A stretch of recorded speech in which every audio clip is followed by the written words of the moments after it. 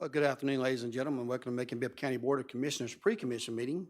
Today is Tuesday, June the 18th, 2024, and the time is now 4 o'clock. I'd like to officially call this meeting to order and welcome everyone here tonight for several items we have on our agenda.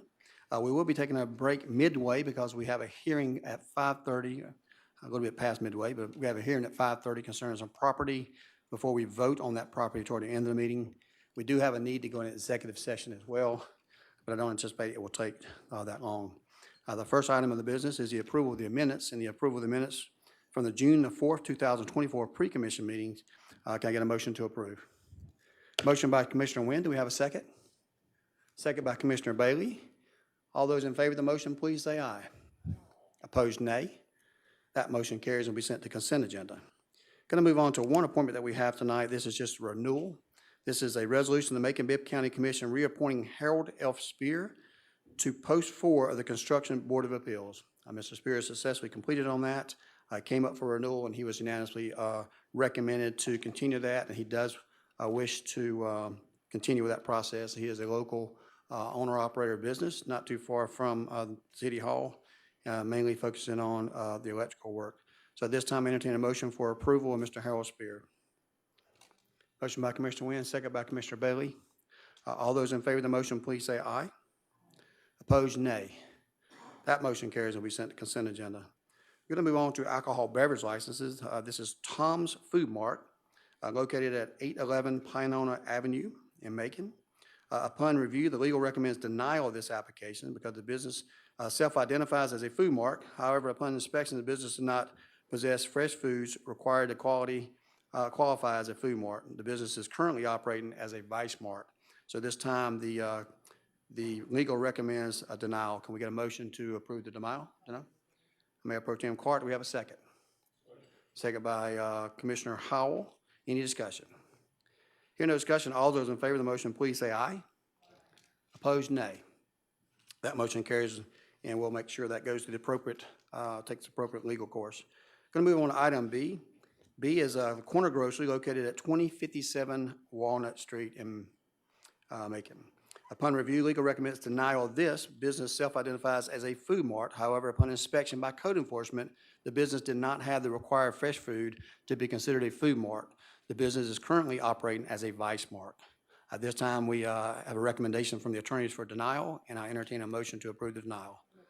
Got a motion by Mayor Pro Tem Clark. We have a second. Second by Commissioner Wilder. And then when? Commissioner Wilder, I hear him over here. All those in favor of the motion, please say aye. Opposed, nay. That motion carries and be sent in proper legal course. Item C is the Sunday Enterprises, LLC, doing business as AP Hidden Hideaway, located at 4274 Broadway in Macon, Georgia. Legal does recommend approval. They made all the legal and statutory requirements to do so, and at this time, we'd entertain a motion for approval. Motion by Commissioner Wilder, second by Commissioner Howell. All those in favor of the motion, please say aye. Opposed, nay. That motion carries and will be sent to consent agenda. Going to move on to the Bragg Jam Crawl. It's hard to believe we're there already this time. Did I miss something? I'm sorry. We got the Macon Breakfast, my bad. Item D, Macon Breakfast LLC, doing business as Toasted.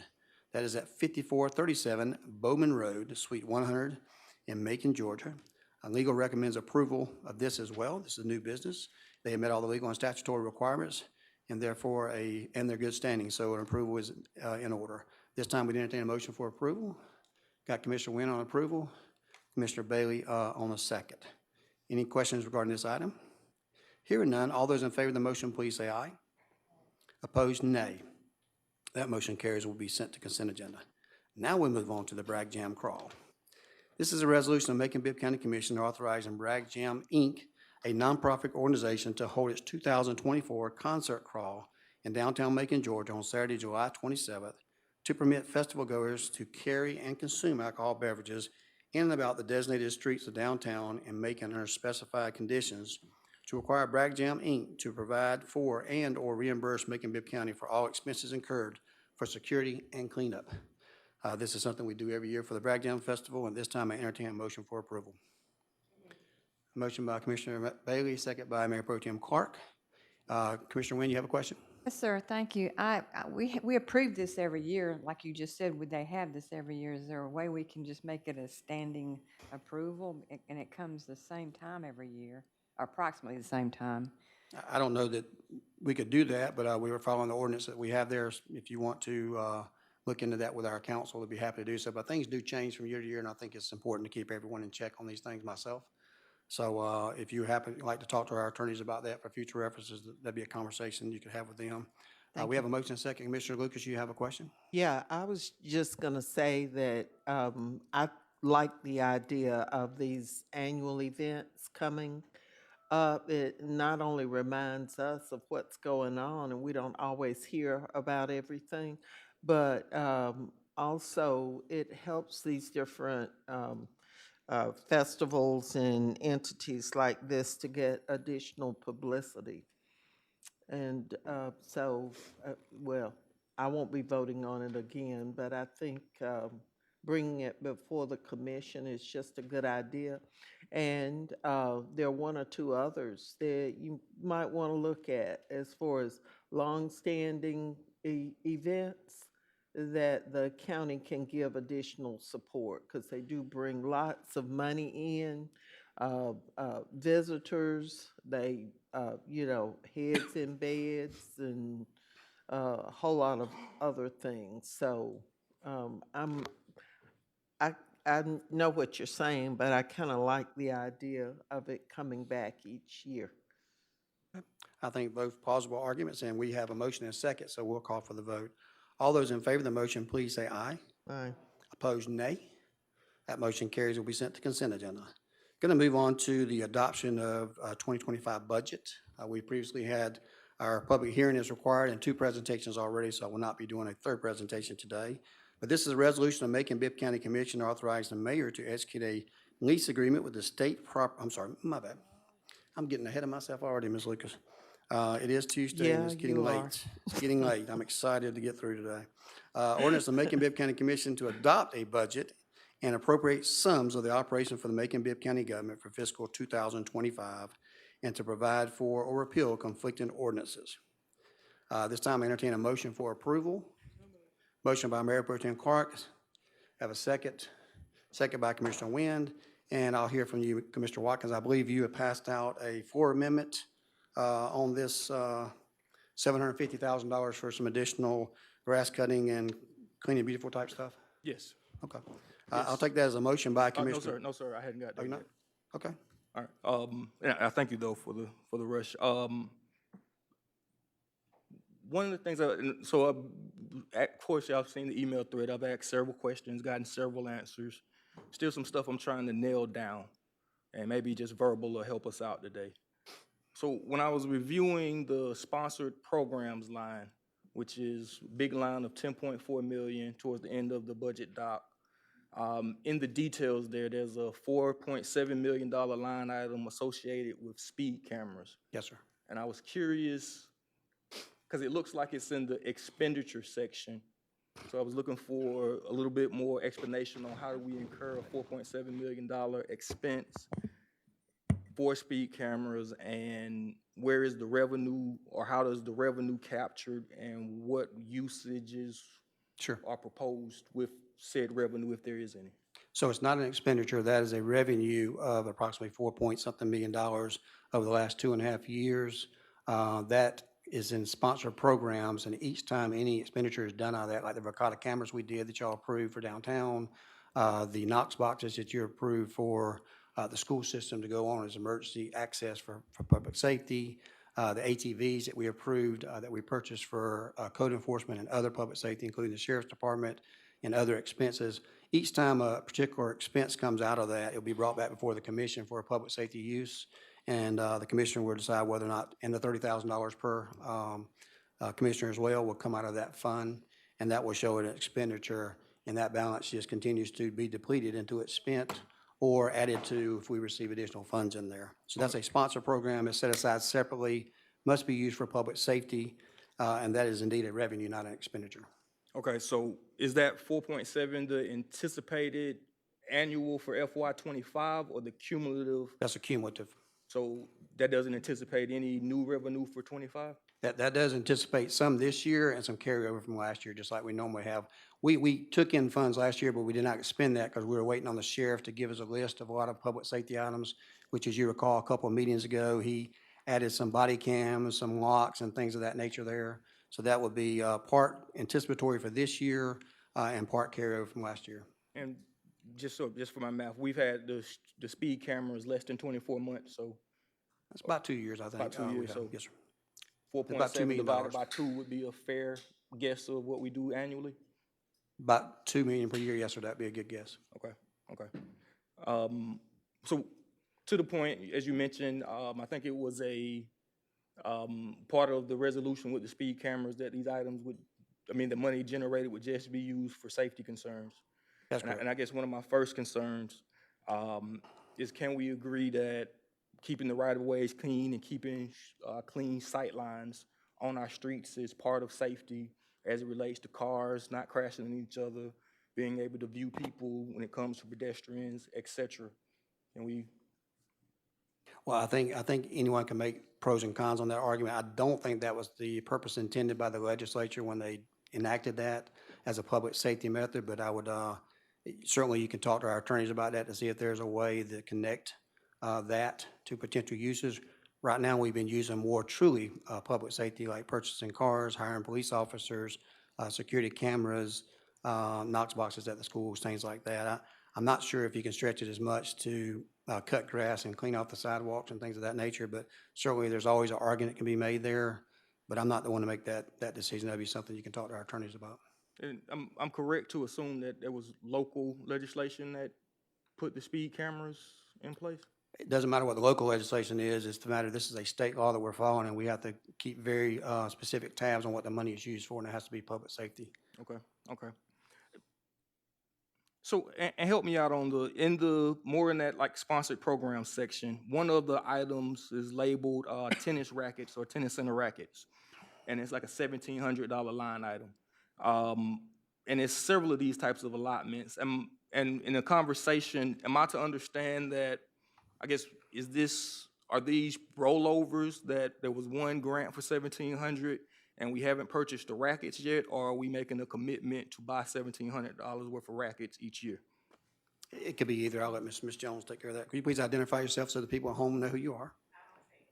Hello, everyone. I'm Sharita Jones, the Grants and Budget Director here. I am the sponsor program for the tennis rackets. That's basically a rollover. So we purchased a few tennis rackets. I believe the full amount originally was maybe $2,500, don't quote me. But they purchased a few things for it, and then the difference rolled into the new current year. So if we don't budget the new amount, we lose it, basically. So, and a lot of the numbers in those smaller numbers kind of suggest the same type of story.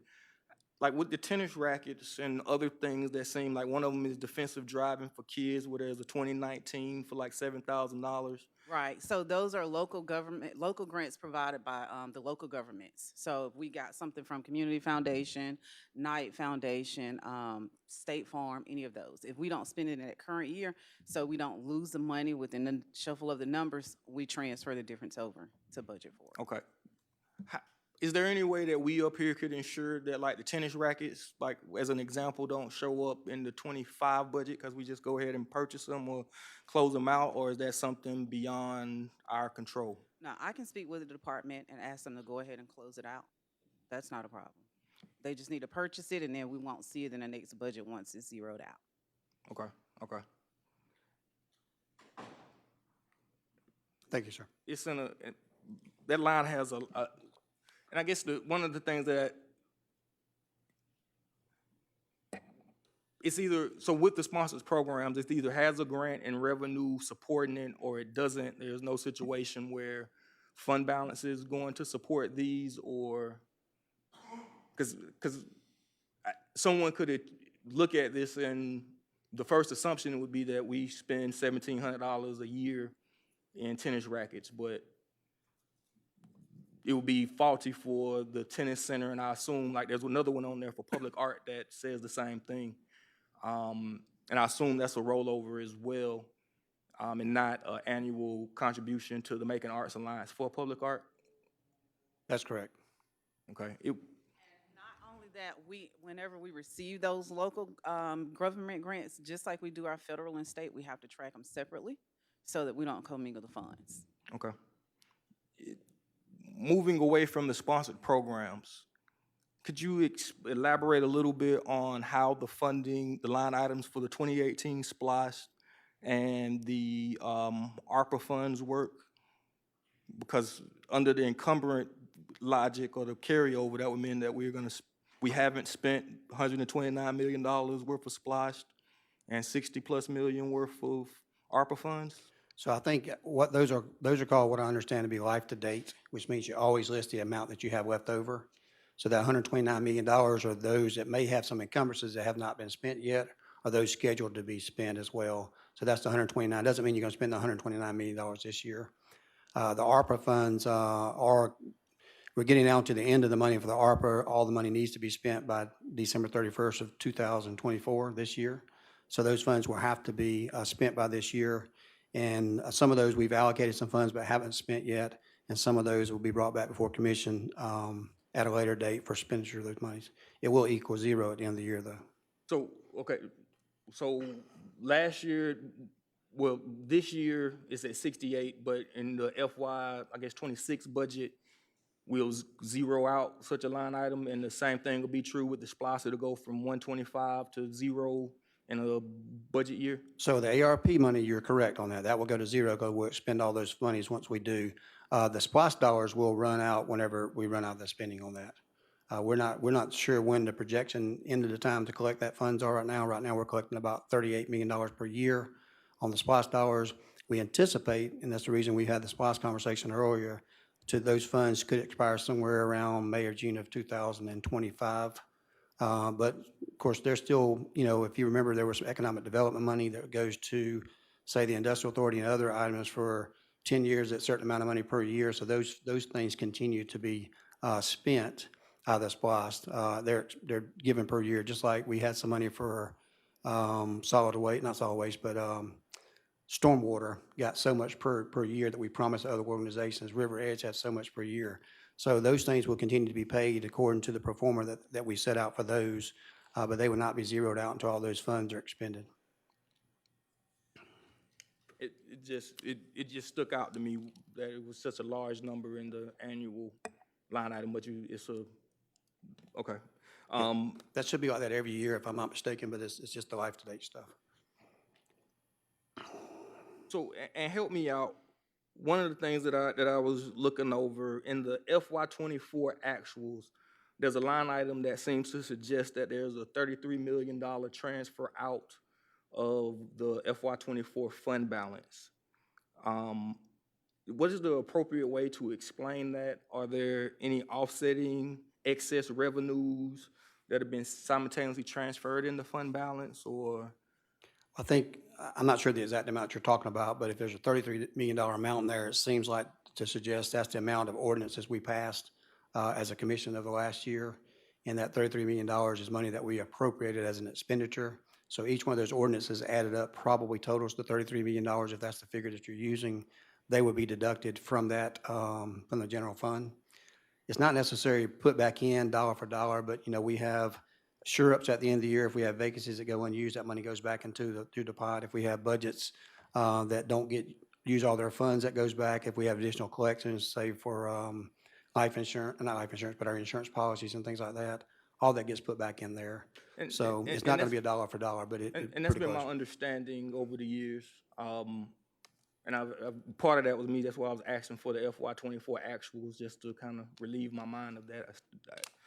Maybe it was in the email you sent an hour ago, but I haven't received them yet. But I'll check in a little bit. But I asked the question: was the change from FY22 of $88 million to the projected FY25 to $39 million, a 55% reduction from 22 to 25 in our fund balance? Was that a correct assessment? And the answer was yes, that's correct. So maybe y'all read my question too fast. Is that where, when we pass our budgets over 24 and 25, where we're headed from an $88 million position to a $39 million position? I think, or am I interpreting something perhaps wrong? there's some between what's in your head and what came out on the email and our translation, I think there's a little difference there. Everybody could be correct. But certainly, we're moving in the other direction. Our general fund continues to climb and not to decelerate. So we expect that to happen each and every year, which it has happened in the last several years. So one thing you have to look at is, you know, when we spend money, when we get our taxes in, when we spend the money. We've had some ARP funds in there that count for revenue replacement and things like that you may not have. We've also prepaid some debt this year. We prepaid $10 million in this last budget cycle. So our projections keep going up as far as the amount of money we collect on our general fund. I think that's going to be pretty consistent for the next several years. So I don't think you see a situation where it's going down. If you look at just total revenue collected, sometimes you'll see, I remember a previous email you sent in, you were concerned about the fact that we collected less money last year than we did the previous years in tax revenue, and that was not necessarily collecting less money, it's just we get it through a different pot. Like, we no longer get that much from the taxpayers of Bibb County, we get it from the 1 penny sales tax from everybody who pays sales tax in Macon-Bibb County, so that amount will continue, we hope, to go down, and we get more money on the sales tax than we do in property tax.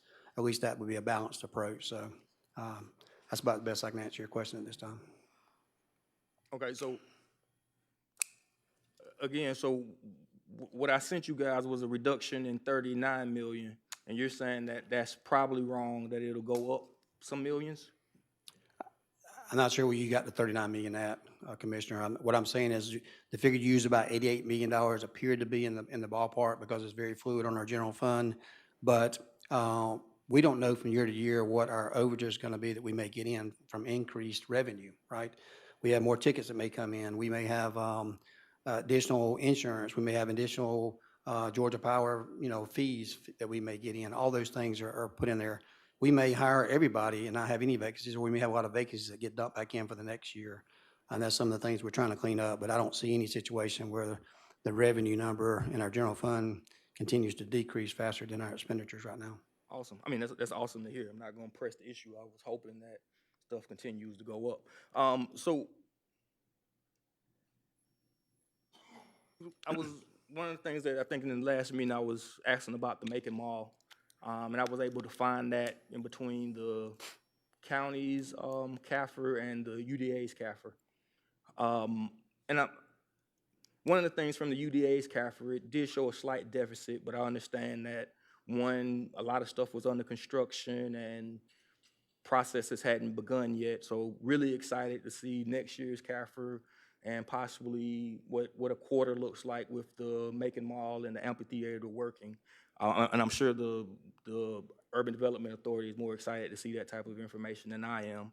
But I was curious, though, one thing that never has been made clear to me, and even in those documents, is it a dynamic revenue process where the county is risk reward for each show and each tournament? Or when I say tournament, I'm talking about the pickleball place. Or is it a flat, static rental relationship we have with, I don't know, whatever the entity is that would be leasing the facility? So it's similar to what we do already with the Coliseum Centerplex. So all the money goes into a pot. The money for the shows goes into a pot. At the end of the year, you settle up just like you normally do with fees and expenses.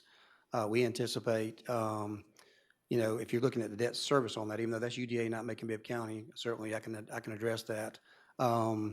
We anticipate the rentals and the revenue to be more than sufficient to cover the debt services on that. But if you're saying that this show make $100,000, that show lose $200,000, I can't tell you on a show-to-show basis based on that. At the end of the year, we'll settle up, and we believe that the money taken in is going to be far more than the money expended out. But it's not a case by case. It's there's some risk reward. If you have a great act, you want to come in, you may be willing to guarantee them more money, and that's OVG 360 does that, not us. The same thing with all the vendors that we have there and the sponsorships that we have. I guess, so just to provide an analogy, at the auditorium of the Centralplex, my understanding is if there was a Bruno Mars show, the vendor rents the facility from us for $50,000, and we get to keep the concession stand, versus a situation where if 10,000 people show up, Macon-Bibb County receives $3 per ticket. or whatever, like, I think you gotta look at it case by case. Like Bruno Mars right now costs about $1.1 million to get him no, here. I'm not even just Yeah, artist B. but I'm just like, saying, I'm yeah. giving you an example. You gave me an example, I'll give you an example. So, there's certain guarantees we have to pay to guarantee the artist to get them here.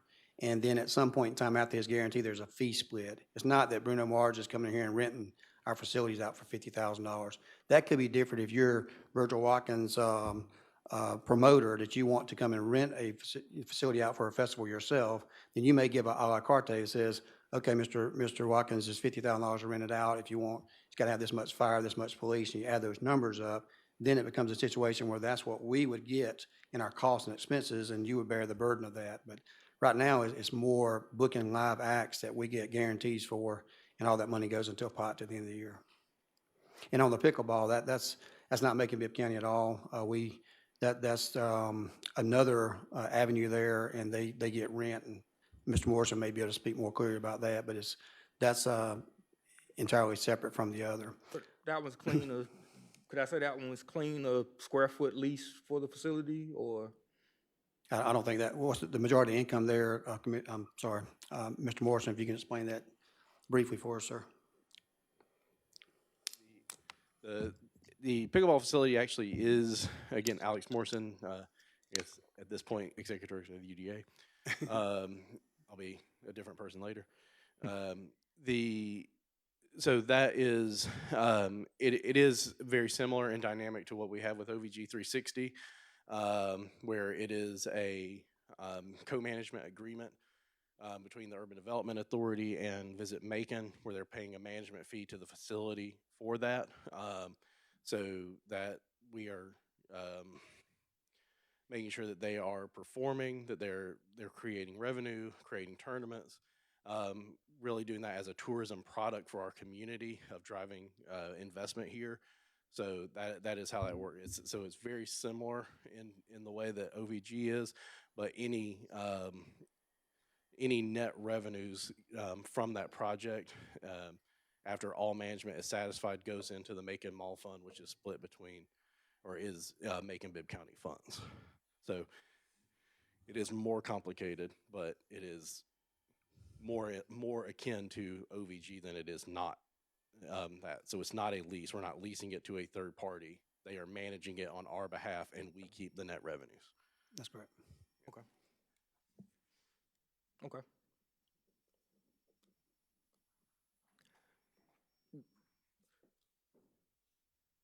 So yeah, so today and just about every day I travel the community, I see an area of town of right-of-ways that we could do a better job of mowing, maintaining. A significant percentage of my constituent support requests are somewhere around cutting foliage, cleaning up litter, cutting the grass that people think that are the right-of-ways that the county should maintain. Some of them, I think, go into the area of safety for pedestrians, for cars that are traveling, and also just the general aesthetics and beautification of our city. I think Deion Sanders said, if you look good, you play good. And I think there's some truth to that. Having a community that is looking good every day fosters more pride, and can have a positive impact on the lives of the people back and forth every day, at least in being more civically engaged and aware of that there is a city that cares about them and realize that they exist. Some of our streets take a long time, particularly if it's a tertiary street or just at the end of a cul-de-sac in a neighborhood with people who don't have see-click fix on their phone. It can take us several months to service them. In some places, they wait years. And so one of my questions, I didn't get into it then, but we have an opportunity here with this budget to improve or increase the staffing of public works. When it comes to maintaining the right-of-ways, we've tried several methods here in the county commission. We spent several years and still have in place a chemical spray program that had some effect. We have contracted with outside labor, and we're doing a better job, I think, in our parks and our cemeteries on maintaining those areas. We've tried to do the gig worker concept, which for some reasons hasn't been very successful. And I say very successful in terms of we've had some contractors, and I think we're still using several contractors who are keeping pockets of our community better. But it's not a uniform effort, and to be honest with you, I think it leans heavy towards the District 8 in that initial contract, because I wrote it.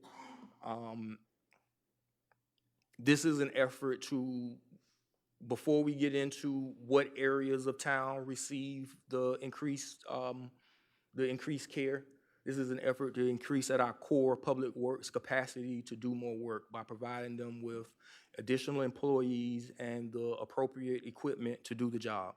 And again, the right job is to trim and mow our right-of-ways. So this is asking for $750,000 to be split between the equipment and the hiring of 8 to 10 personnel. Again, it's straightforward. The more man hours we can put at maintaining our right-of-ways without being pulled away from to do other jobs, the cleaner our community will look. There was a community, the community escapes me, but they did a similar program.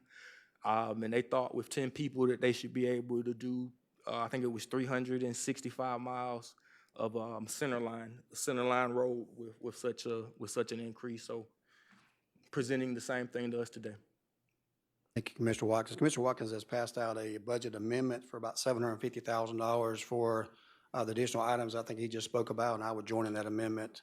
So at this time, we have a motion and a second. There's discussion on adding this to the budget amendment. If not, we can call for, you got a question, sir? Yes, sir. Commissioner Jones? Can I direct this to Dr. Chief Moffett, please? My understanding is that Public Works has 63 employees currently, and they're budgeted for 69. Is that correct?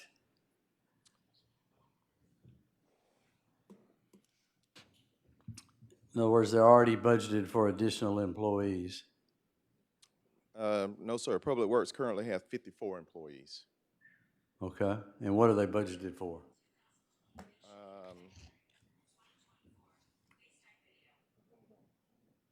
I don't have the exact number in front of me with the number. I just have the number that's currently active from the last payroll, but I can get that number. It's much more than 54. Not much more. They probably run about 5 vacancies constantly in service workers. So I would say probably about 5. He's always looking for people, so. Well, that's what I was told by a Public Works director. So those are the numbers I'm repeating to you. So, and they do need more people because, and especially in the summer, you can't keep up with Correct. the growth, obviously. Okay. Commissioner Lucas, I'm sorry, Commissioner Bronson, I had you, and then Commissioner Lucas. And right now, we're talking about this budget amendment, or you got something else, sir? Go ahead. Commissioner Lucas, you talking about the budget amendment or something else? I had a question on the. Pickleball? Yeah. Okay. That was what I wanted to ask Okay, about. we do the budget. Can we come back to the pickleball question? Okay. That's fine. I don't want to mix them up. So, Okay. I just want as much information as possible. So we don't have to, dredge through all this, what this does, the benefit, the cost, how it changes what we've got, as the alternative, Yes, ma'am. that kind of.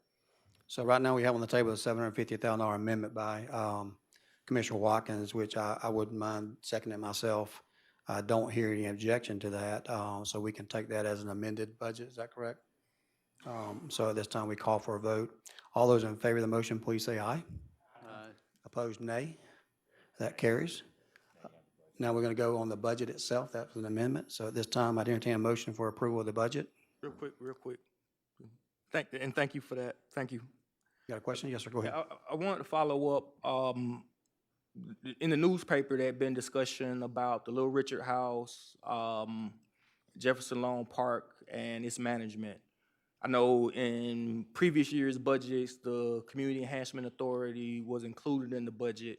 So I was curious, or we're making sure that they were, I guess, zeroed out of the FY25 budget, and the money for the continued management was still available for management of the Little Richard House. My first idea is facilities or the Parks Department to assume the management of it until stuff is worked out. And stuff is worked out is assuming a conversation me and Dr. Moffitt were having via email, that there was a management plan in the works. But just curious as to, again, where that money lies in the budget now, I guess would be my first question. First of all, the $96,000 is still there in the budget, and I just, because some potential criminal ramifications of the Little Richard House and associated, I don't feel comfortable having that conversation out here. I will tell you, it's not going to have any effect on the budget. Dr. Moffitt and I have talked through several options on how to maintain and keep Little Richard House open permanently, even up to including speaking to the gentleman that used to run it before. But I think we got several options to bring back to you, and it's something we plan on discussing on July the 2nd at our July meeting. Okay, so So I don't feel comfortable in going that unless we can have to go to an executive session. But I will say that it's still in the budget. We haven't eliminated those funds. We're just not cutting check to the company that has failed to do an audit. all right, and I can settle with that for now. My other question, and it's always been a little confusing to me. I know that the Community Enhancement Authority is or was responsible for the Booker T. Washington Center, and I don't know where that shows up in the budget, and I didn't hear that or read about that in the paper, but that would be the larger of the two problems if one of them was going to be a problem, being the number of programs and citizens who are using it. I know, not to dismiss the Little Richard House, it is a tourism icon, but just for I know there might be a summer camp or something going on over there now, so. The Booker T. Washington is fully functional now and operational. I don't think, we haven't had any hiccups over there that I'm aware of, and there's no funding issues there. It's under a separate agreement. CEA pulled on that. Again, I can't get into conversations about CEA specifically, nor we should out here. But they have sent us a letter, new management came in, and they've been operating that. It's separate and distinct from the Little Richard House. Okay, I didn't know of the new management, so I guess that's a relief, and we can talk about it later, so, interesting, thank you. Okay. Right. We did have a motion and a second on the overall budget. I got you. On the budget, Commissioner Lucas? Yeah, this discussion and the fact that there are a number of items that, I'm just hearing about some things I would strongly urge us to look at reconsidering our decision to have only one committee because it is in the individual committees where you get a chance to learn up front from the people involved what's happening with these different things, rather than us having to find out about it in a news article and then having to scramble to explain to people some stuff or not explain it because we don't know. The contract that urban development has with the, what is it, Rally and With the management company, yes. yeah. I know that we signed off on legislation. We approved the concept and a number of other things. And if you in the future decide to go back to committees, that is going to give you an opportunity to ask questions of the folks who are involved. I know it's a slower process, but it's a fairer process. It's more in depth, and the people, you and the people, get a chance to find out what's going on with government. And frankly, I don't know, maybe some folks get the information, but I'm finding too many instances where there's stuff happening and contracts that are out there and people who are doing things, and I'm not finding out about that. And that is very, very frustrating.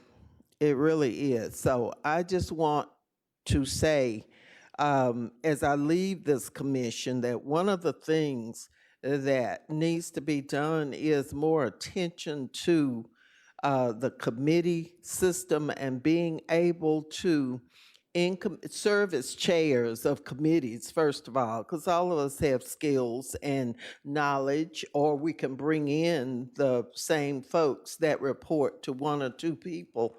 Now, it is just really unfair to sit and you hear stuff, and some of the time you don't know what questions to ask because you don't have information to lead you in that direction. So I'm just saying that there are a number of people who are watching who probably they're wondering, well, when did that contract happen? Why did that happen? Where's the money go? And we need to be in position to answer those questions. And more people are going to start asking us.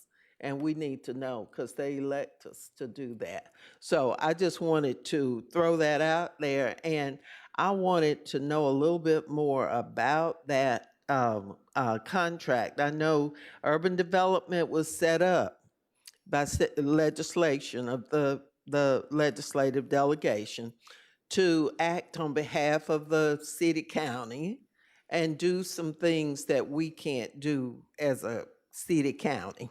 I know that part. But I would like to just have a little bit more information about how I believe Commissioner Watkins was asking about the split on funds, what we get, whether the contract is one that's like some of the others or if it's different. I'd like to know that kind of information so that I can share it. As an elected official especially, but also as a citizen whose money it is that we're spending. So can you indulge me and just please tell me just a little bit more about how that contract works and the split and how much Bibb County ends up getting as a result of it, if we get anything. Right. So I don't have specific numbers, obviously. I did not come prepared to speak on that. But that contract is a management agreement with these sports facilities companies. The parties to that contract under the mall management agreement, which Macon-Bibb County is a party to, is the Urban Development Authority and Visit Macon. Visit Macon. When did Visit Macon get, were you able to do that? Yes. Just Under the management agreement that Macon-Bibb County has for the mall, that direction was made. Visit Macon is in it primarily as a oversight agency to make sure that that facility is used as a tourism product, so that we're booking a number of tournaments, that we're having outside events, and that they have that oversight of the company so that that's working on behalf of the citizens. They are also the financial backstop for that. So if there's other concerns, they pledge hotel motel tax funds to make sure that that backstop doesn't come back onto Macon-Bibb County, to make sure that that's operating as a tourism product. So, did their board have to yes. agree, have to sign off on that? So there's a separate non-elected board that's making some decisions about taxpayers' money. About the hotel motel tax funds that That's they do. all of it's taxpayers. Correct. But I'm All saying of that it's that's the ours. funds that are involved. So yes, and the Urban Development Authority Board voted on that as well. They are paid a management fee, and that is the only, other than their expenses, which we cover, that is the only fee that they get. So Visit Macon is paid a management. Sports facilities companies. That's the company that runs the pickleball Correct. facility. Yes. What is that fee? It's And I'm sorry because this just came up from some previous right. information. The fee is, I don't know the fee off the top of my head. I think it's like $15,000 a month to manage that, and then net revenues for that project go back to the Macon Mall Fund, which is a fund of Macon-Bibb County. I think it's So also all- important. All net revenues go back to Macon-Bibb County. And I think it's Okay. also important to note too, because all this took place in an open and transparent Urban Development Authority meeting with minutes and records that everyone gets notification to. But it's also important to know that this particular company was required to spend up to $500,000 out of their own pocket into the pickleball facility for FF&E for food and beverage. So they were required not only to run the facility, but to have equity as well. So they're spending $500,000 on putting food and beverage inside of the pickleball. So, Okay. and we won't know the numbers. We're hoping to report just like you are. So when we get substantial amounts of months coming in, we'll be able to say, this is the total amount, these are expenditures, this is what Macon-Bibb County gets. What we do know is the economic impact numbers, which some people like, some people don't, that we've got so far, and they've been pretty good over the first several months. I there. was gonna ask about trends Right. now. I think on just it. with the pickleball alone, it's over $4 million. Is that correct? In economic impact? Right. It should be well over 6 with the number of tournaments that we've had. We've had over 10,000 people come and play in tournaments and events at the pickleball facility within the first 5.5 months of operation. There's been a tremendous amount of outside folks coming and playing at that facility. It's been a tremendous asset for our community in that tourism product way. And they now at the direction of this commission and the Urban Development Authority are engaging in summer programs for the youth, working with our Bibb County school system, making sure that there's summer programs to get more kids involved, especially during the summer months and off times for schools. So there's been that dramatic increase. We've seen memberships grow month over month, as well as revenue growing month over month, and we don't see any end in sight with the pickleball growth. And then, as the mayor alluded to, by the end of this year, we expect to have a food and beverage operation, which will greatly increase the revenues of the facility as well. Okay, and I appreciate that because I voted, I think, along with everybody else to approve that. But I know that there is a section that says, and so is empowered to carry out all other necessary stuff. So that's where you give away your right to get updates and information unless you are on top of it and you ask for it. And so that's where I come down on the side of little, maybe reconsidering on the committees, because see, this kind of information, we're about ready to approve this, and this is about the end of the discussion on that, but there are other things where we're contracting out a whole lot of stuff, and people are doing business on behalf of this community, our taxpayer money, but we don't have direct day-to-day information on what's going on. Urban Development Authority, y'all get to use some of our bonding. I mean, how many millions have y'all used already? Again, I don't have a specific number, but Mi- I mean, but it's in Mr. Moffett knows what I mean, tens of millions. See, and I know it's all for the benefit of the community. I know why these entities were set up, but I just need to have more information, and I need to be able to explain it to other folks who need to know it's their money. So I'm just throwing that out there, that we need a committee structure, and we don't need to have just one committee. Thank you, Commissioner Lucas. Thank you. Yes, ma'am. I had Mayor Pro Tem Clark, then Commissioner Howell, and then Commissioner Jones, Commissioner Bronson. Yeah, I wanted to. Sorry, can y'all hear me? There we go. I just wanted to quickly revisit to make sure I understood the funding for the Little Richard House. I too am concerned about the news reports. Am I to understand that the $96,000 that is in this budget is in there in anticipation for a reworking of a management contract? That was said, correct? Whether in-house or out-house, yes, sir. in-house or outside. We do not give another dime to the Community Enhancement Authority for, not to get into specific reasons, but to allude to why you said that, we don't give them any more money other than that in anticipation for reworking an in-house or out-house contract for that, correct? As of right now, no, sir. Thank you, thank you. Commissioner Howell? Commissioner Howell, you've been a while, I know. I'm getting here. Commissioner Watkins had an amendment, and now we've approved the amendment, so that's part of the budget. Yes, sir. So I got a question about that. If anybody gets phone calls about grass cutting, it's me in District 7. So I go along with the fact that we need to do all we can to make sure we're getting grass cut and whatever the process is. However, I've got a little bit of a heartburn with giving another $750,000 because the way I read it, it's 10 new employees plus equipment.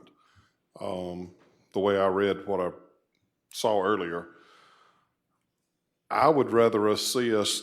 I don't have a problem with $750,000, but I would like for there to be an option to where if we could use outside services, spend that same amount. Because once we hire employees, then they're full-time employees, even if they don't need them cutting grass. And we've already heard that we don't have all the positions filled already. I'm just wondering if it's an option to where we did either or if that's even a discussion we need to have now. And that may be something the attorney needs to tell me, but I just want to make sure that we have got all the options, so whatever route we take would be good. Dr. Moffett, I was going to ask you a question. The way I read the amendment that was approved, it simply makes a change to the Public Works line item Yes, and sir. provides for staffing and equipment. So for operational control, that will be decided by the chair of the department director in the normal sir. course. I think that would deal with, he would have the discretion depending on, Well, let me yeah. Let me clarify. I must have misunderstood your question. I thought the amendment was specifically for hiring 10 employees, and I think Commissioner Howard was saying, can it go to contractual services, and then we will look at contracting. So that needs to be the decision made. The amendment on the floor, I believe, is written up. Well, the amendment they voted on simply changes the line item, but I haven't seen what's behind it. That was my understanding. But I'm, just as the sponsor though, so I think the amendment, if you get into the details, it's about hiring employees, but I am open if y'all come back 3 months from now or a month from now and it's like the best way to do it is to hire XYZ contractor, that will not be argued by me. My goal is to see people cut the grass and the community look beautiful. Fine. Whichever way is the best, I'm open, so. So I just make wanted, sense? I'm sorry, I just wanted to add, so the way that, and I drafted this in coordination with, or at the request of Commissioner Watkins. My name is Michael McNeil, Senior Assistant County Attorney. The budget Exhibit A that's in the budget document, there is a general statement of the total for each department, but then after that, there's a breakdown for each line item. And so the legal level of control that this commission exercises is at what we call the major component level. It divides each department budget into 3 components. There's one for salaries, one for operational expenses, and one for capital improvements. And so the $750,000 is divided within that to $575,400 for salaries and benefits, $74,600 for operational expenses, and $100,000 for capital improvements. And so hiring employees would come out of the salaries and benefits, but if we hire contractors, that usually comes out of the operating expenses bucket. And so we have had times routinely where we have a departmental function that's been handled in-house traditionally, and then we decide to hire contractors. And the way that's been dealt with in the past is to come before the commission, and the commission approves a transfer from the salaries bucket to the operating expenses bucket, which certainly would be the prerogative of the commission to do in the future. But the way the amendment was drafted, as it was presented today, specifically the bulk of that money would be in salaries. And so it would require a further budget amendment from this commission to hire contractors with that money instead.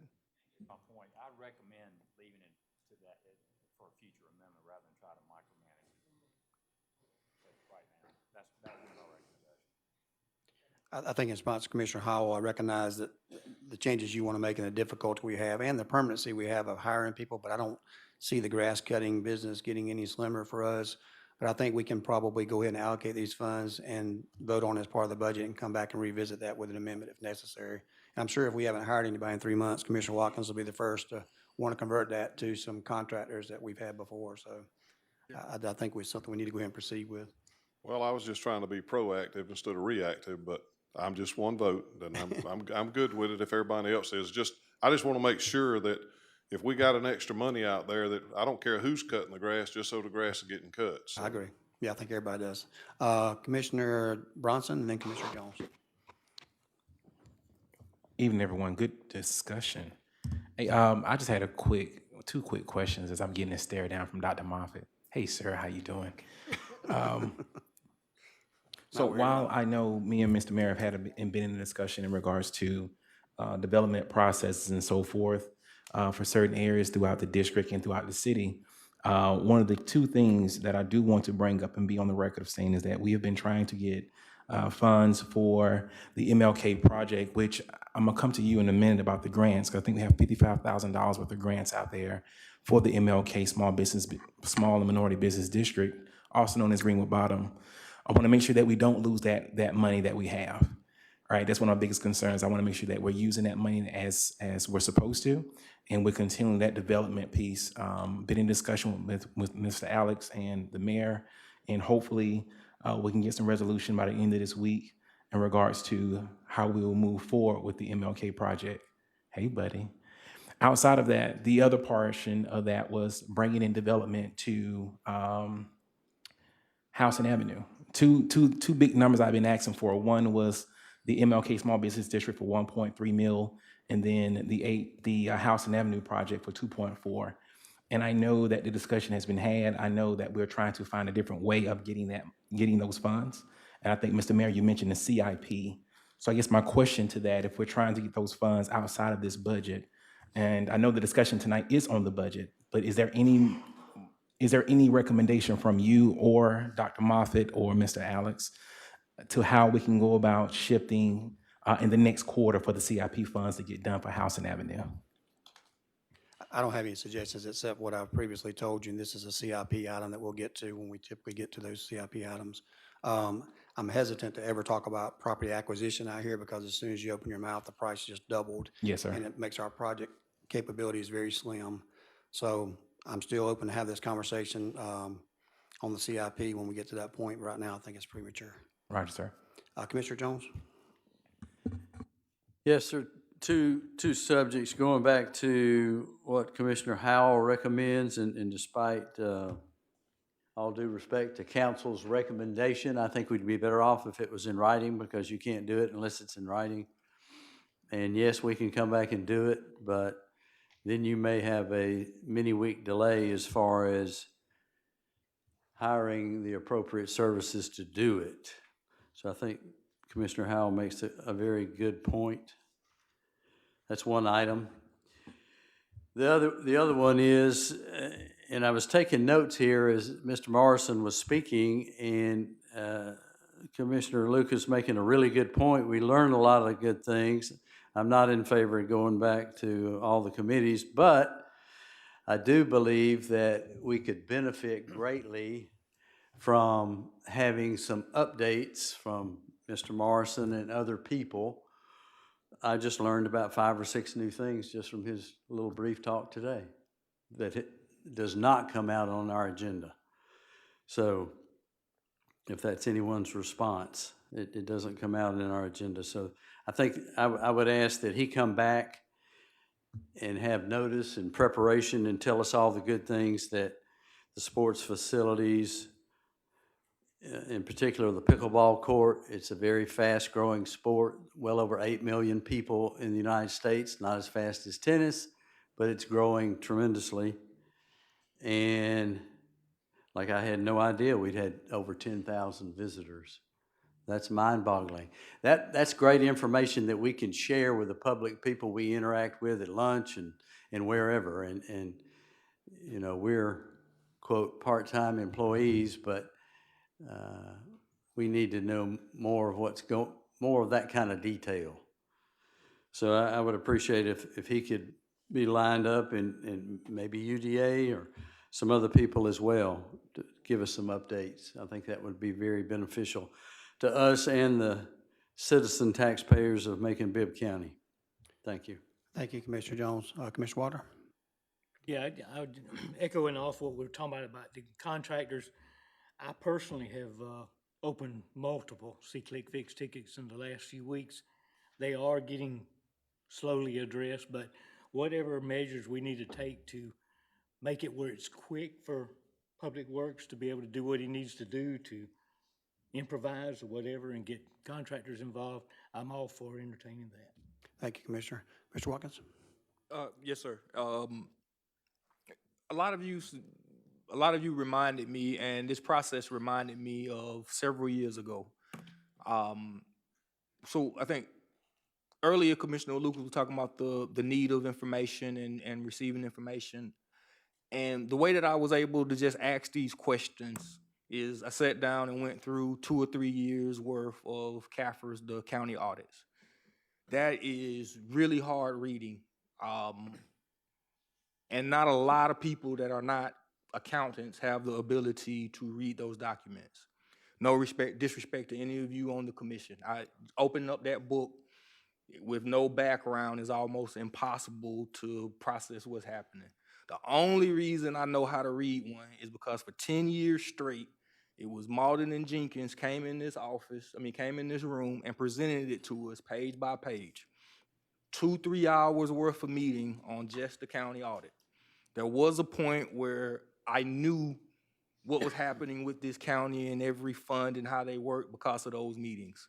Since COVID happened, we stopped doing that. And as a disservice to you guys, we don't know how quite to look at a budget anymore as a commission because some of y'all hadn't seen that since you were elected. It's not anyone's fault. It's just what happened during COVID and the way things are.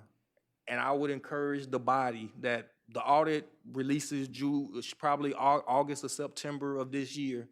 We've gotten into the habit of letting them email it to us or just deliver it with no presentation. We need to go through the full presentation as a body so that way we can understand where all these funds are and ask a subject matter expert how this thing works when you have a question. That's just my recommendation for what I went through, and it just helps us all as a body. So anyway, I yield to that point. Thank you. Thank you, Mr. Watkins. We do have a motion and second on the budget. At this time, we'll call for a vote. All those in favor of the motion as amended, please say aye. Aye. Opposed, nay. That motion carries. We're going to move on to the other items on the agenda. We have Ms. McMullen here today, so I want to get to her in case there's any questions when we get to that point. And we do have to take a brief recess at 5:30 to have a hearing.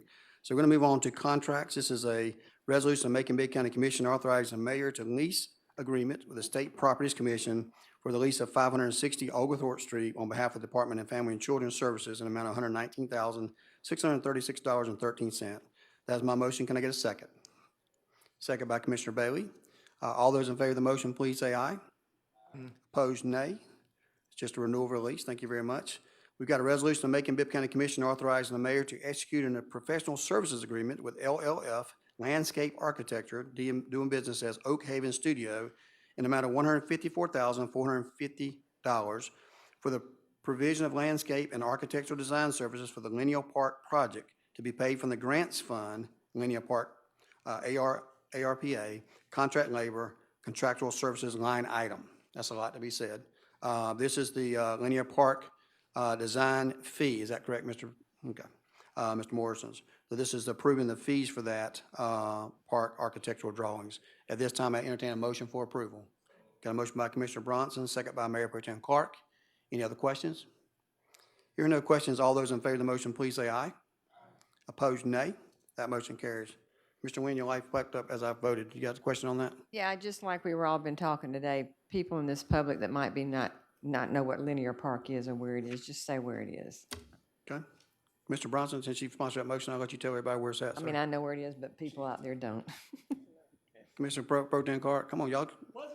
If y'all were running for office, y'all be jumping up in a heartbeat taking questions.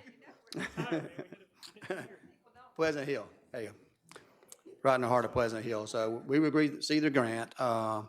on behalf of that, and there's a lot of work being done over there. So I think we've had that 3 or 4 times here in front of the commission, so I appreciate you bringing it to our attention. Commissioner Watkins, you had a question, sir? Wrong part with Rosa Parks Square, has that design been designed?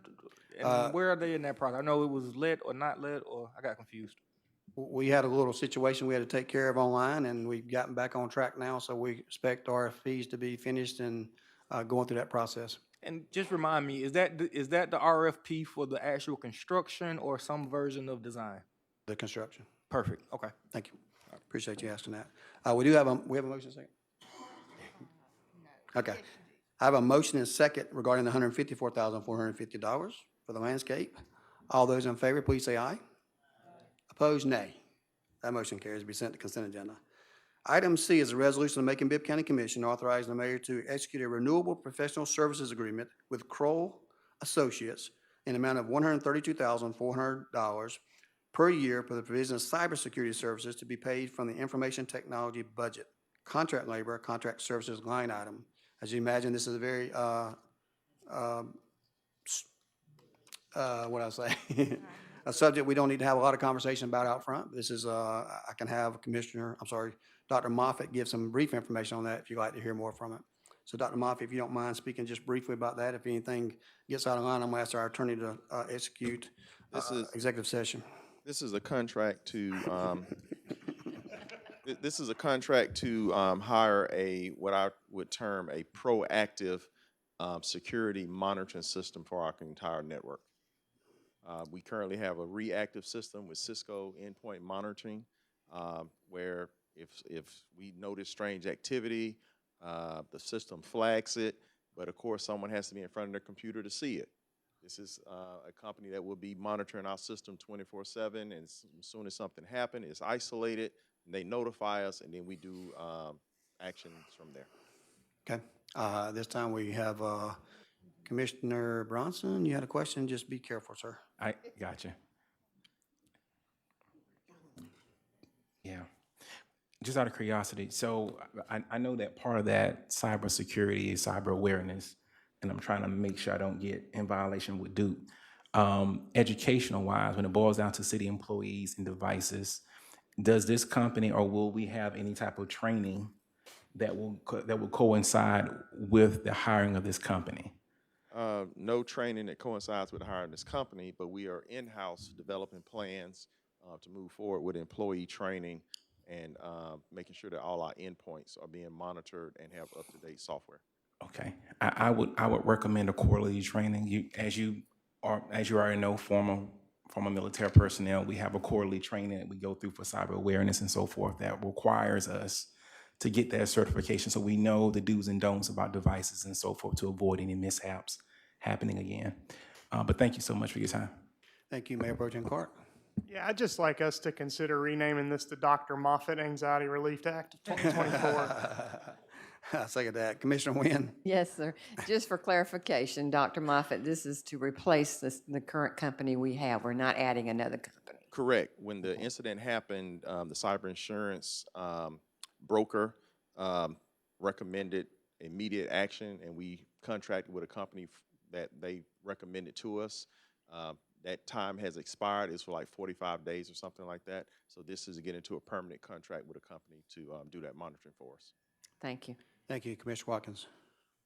So yeah, I'm gonna go as close as Duke will allow me. Let's see.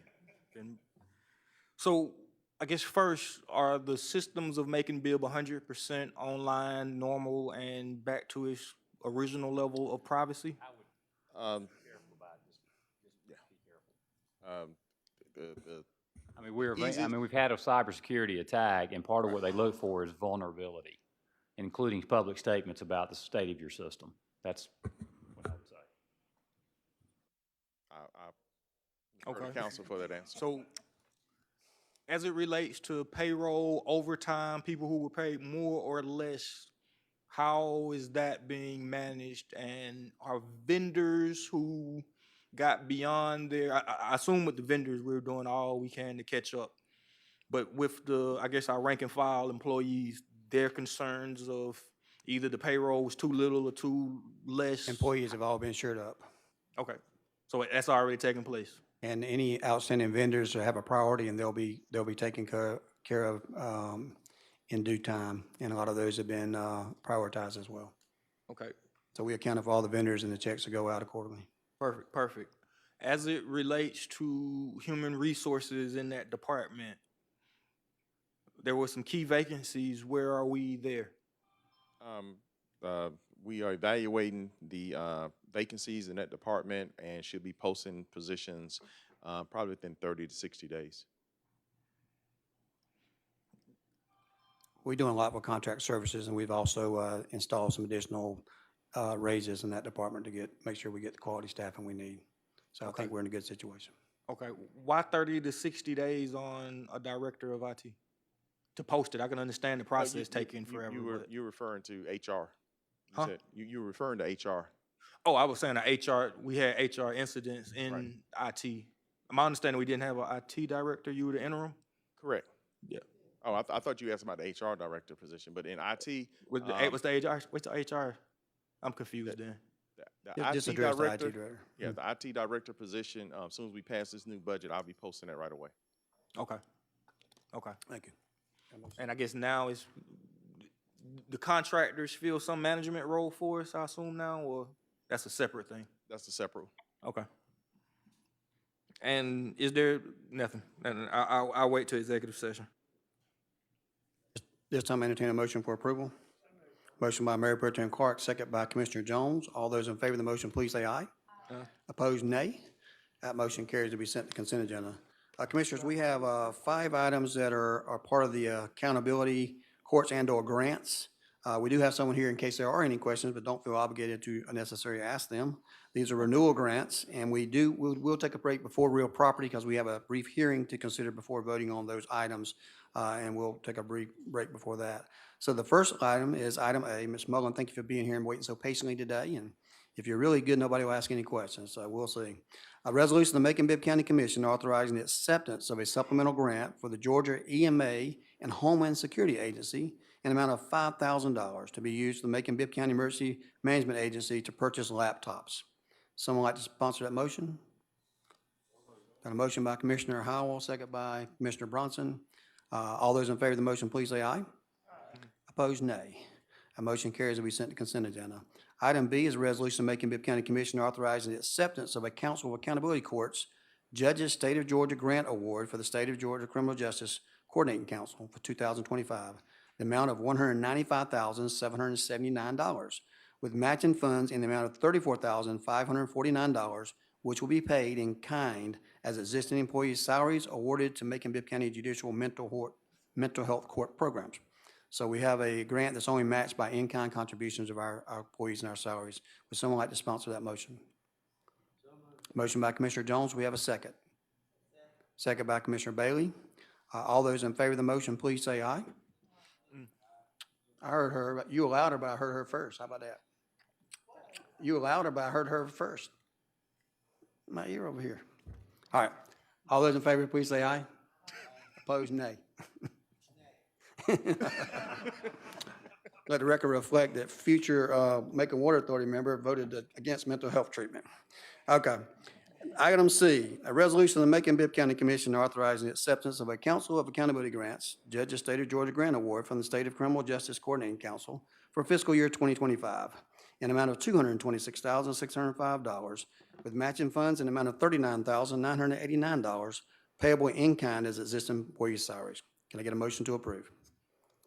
So moved by Commissioner Jones, second by Commissioner Lucas. Anybody else? All those in favor of the motion, please say aye. Opposed, nay. Motion carries to be sent to consent agenda. Ms. Mullen, you're doing a great job so far. A resolution of the Macon-Bibb County Commission authorizing the acceptance of Council Accountability Courts Judges State of Georgia Grant Award for the State of Georgia Criminal Justice Coordinating Council for 2025 in an amount of $125,158, with matching funds in an amount of $22,087 payable in kind as existing salaries. Would someone like to make a motion to approve? Motion by Commissioner Jones, second by Commissioner Wynn. All those in favor of the motion, please say aye. Opposed, nay. That motion carries and be sent to consent agenda. Item E is a resolution of the Macon-Bibb County Commission authorizing the acceptance of Accountability Courts Judges State of Georgia Grant Award from the state of Georgia in the amount of $130,692 with matching funds in the amount of $23,063 payable in kind as existing employee salaries. I get a motion to approve. Motion by Commissioner Bronson. We have a second. Second by Commissioner Howell. All those in favor of the motion, please say aye. All those, please say aye. Opposed, nay. Motion carries to be sent to consent agenda. Ladies and gentlemen, we have several items to go, including the real estate, but we must have a hearing before that, and it's scheduled at 5:30. So at this time, I suggest perhaps we take a brief recess to go into executive session. We'll handle that business and then come out and have the hearing followed by the vote if that's acceptable to everyone. If so, at this time, I entertain a motion to go into executive session for all those legally and constitutionally allowed. Get a motion to go into executive session? Motion by Commissioner Wilder, second by Commissioner Wynn. All those in favor of the motion, please say aye. Opposed, nay. We're now in executive session.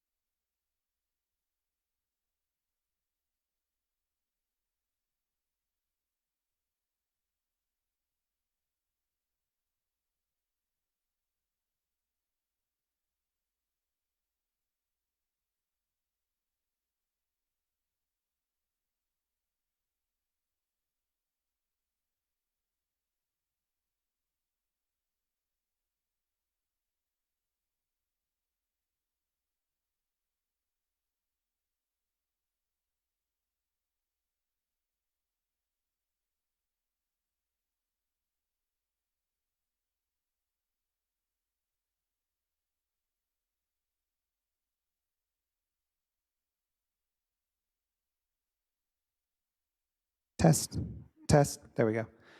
Ladies and gentlemen, we have a public hearing that's scheduled for 5:30. The executive session is running just a little bit long. We'll be out here in just a minute, but if you're here to speak on the public hearing about the abandonment of right-of-way, we'll be out here in just a minute. Thanks.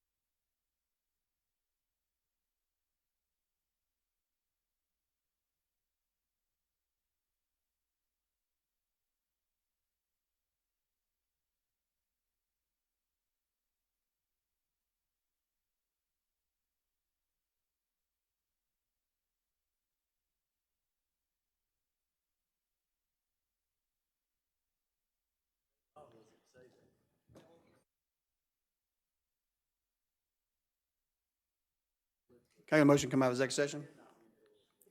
We've got a motion and a second. All those in favor of the motion, please say aye. Opposed, nay. All right, we're now in executive session.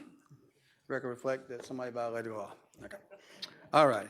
We're going to move on to items 9A, beginning at 9A. This is regarding some real property. When we get back, right now, we're going to have a hearing regarding that property. And at this time, I ask Attorney McNeil to give the basis for this hearing and let us know the process and procedure of handling this, sir.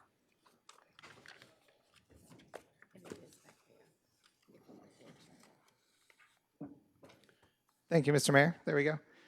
So we have 3 petitions that the county's received for the purchase of right-of-way that we have. One is on Telfair Street Lane between Ash Street and Elm Street. One is on Violet Street, or running between Violet Street and Jessamine Street. There's a path that is on our official right-of-way map. And then the third one is on Hill Street, or adjacent to Hill Street. And so because these are part of our road rights-of-way, we are required to hold a public hearing to allow public comment on the removal of those portions of property from our road maps. And then subject to the public comment, there is agenda items for consideration on both removing those from the road map and then selling them to the people that made the requests. Thank you, Attorney McNeil. At this time, we're going to hear from someone regarding that. Whether there's someone here to speak on those issues from the public? Yes, sir. If you don't mind, if you'll come up to that microphone, sir. Thank you for being here tonight. State your name, please, for the record, and then let us hear from you regarding those items. My name is Michael Bryant. I'm here on behalf of for the Telfair as well as the Hill Street petition. Good to see you, Mr. Bryant. I'm sorry I didn't recognize you earlier, Not sir. a problem. Not a problem. I just wanted to I'll start with the Hill Street property because that's the easiest property.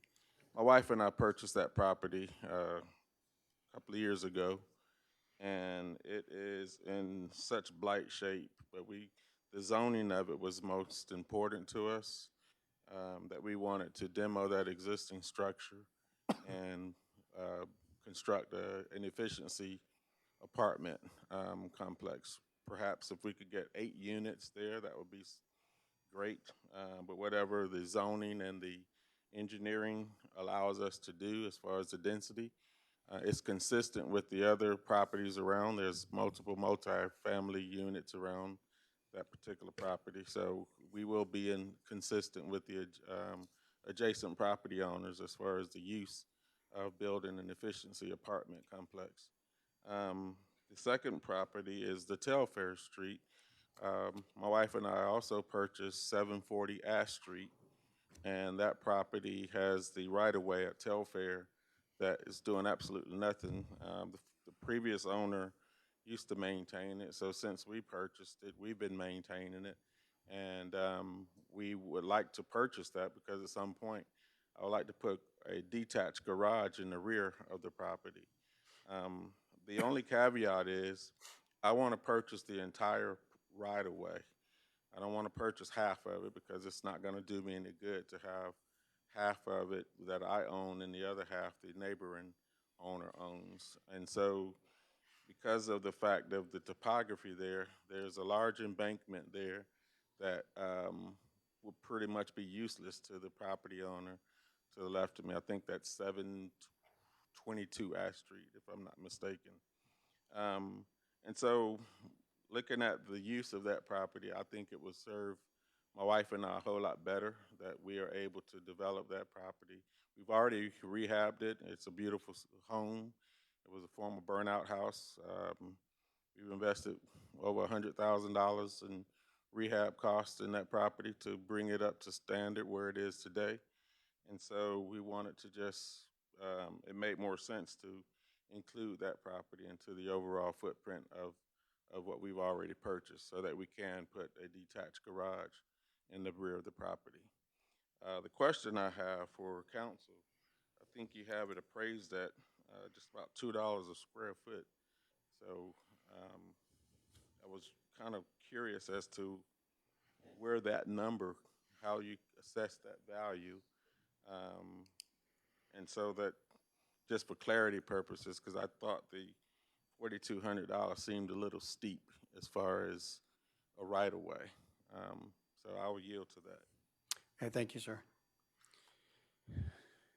Any other properties that you want to discuss while you're here today? That's the only extent? Okay. Attorney McNeil, is there anything else we need to hear from you, sir? If not, that's okay too. I would just add that the county engineering department has reviewed all of these requests and has approved disposing of this property. So none of the property is needed for county purposes in the foreseeable future. Okay. You have any opinion on the $2 per square foot that was mentioned, sir? Generally, the pricing comes from the tax assessor's office, the land values that are appraised in the properties themselves and the neighboring parcels, and so that's where we get those from. It's an average per square foot value of the neighboring parcels, and so for Telfair Lane, it's 2,000 square foot for $4,204. For the Violet Street property, it's about 1/7 of an acre for $2,947. And then for the Hill Street property, it's $1 a square foot. It's 1,400 square feet and $1,400. And so those are just based on the land valuations that the tax assessor's gone out and assessed the value of that real property. Okay. Thank you very much. Does that conclude all the properties that we've got to consider tonight? Yes, sir. Okay. Okay. We have any other comments or concerns regarding the properties that were mentioned? If not, we're going to move back to the regular meeting that we have scheduled, and we'll go through those items one by one. At this time, item 9A is a resolution of Macon-Bibb County Commission authorizing the mayor to close and abandon that remaining portion of right-of-way on Telfair Street Lane line between Ash Street and Elm Street to remove such path from the official road map of Macon-Bibb County. We've heard what this gentleman says as well as our counsel on that in favor of the right to abandon this property. We have a motion to approve. Motion by Commissioner Bailey. Do you have a second? Who's that? Second by Commissioner Watkins. Questions? You have a question, sir? Okay. Okay. We have a motion and a second. All those in favor of the motion, please say aye. Opposed, nay. That motion carries. Item B is a resolution of Macon-Bibb County Commission authorizing the mayor to execute a quitclaim deed for the sale of the remaining portion of the former right-of-way of Telfair Street Lane, totaling 2,000 square feet, more or less, for the approximate fair market value of $4,204 to Michael and Rose Bryant. Mr. Bryant, we just heard from him. At this time, we entertain a motion for approval. Motion by Commissioner Bailey, second by Commissioner Jones. All those in favor of the motion, please say aye. Opposed, nay. That motion carries and we sent the consent agenda. Item C is a resolution of the Macon-Bibb County Commission authorizing the mayor to abandon a portion of unopened right-of-way running between Violet Street and Jessamine Street to remove such path for official road map of Macon-Bibb County and for all other lawful purposes. I'll make that motion. Do we have a second? Second by Commissioner Howell. Do you have a question regarding that particular property, Ms. Lucas? Yes. Okay. Wanted to ask, when you were talking about the value of it, the amount to be charged, how was the how recent was the valuation and what was the comparison? I mean, I know you generally compare areas, your real estate, you compare areas near there. Has there been a lot of improvements to areas near there or what? So our general practice for right-of-way, because it's not a whole lot that you could put a building on usually, what we'll look at is all of the neighboring parcels that touch it. And the tax assessors, when they do the valuation, they break down the value of the lot by improvement value and land value.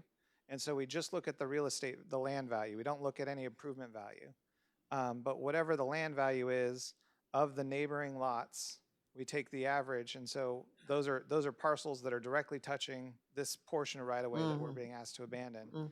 We take the average of those parcels, the per acre or per square foot price, and then compare it to how big of a piece of land we're giving away in our right-of-way, and that's our general process for coming up with the Okay, pricing. you have those documents with those numbers?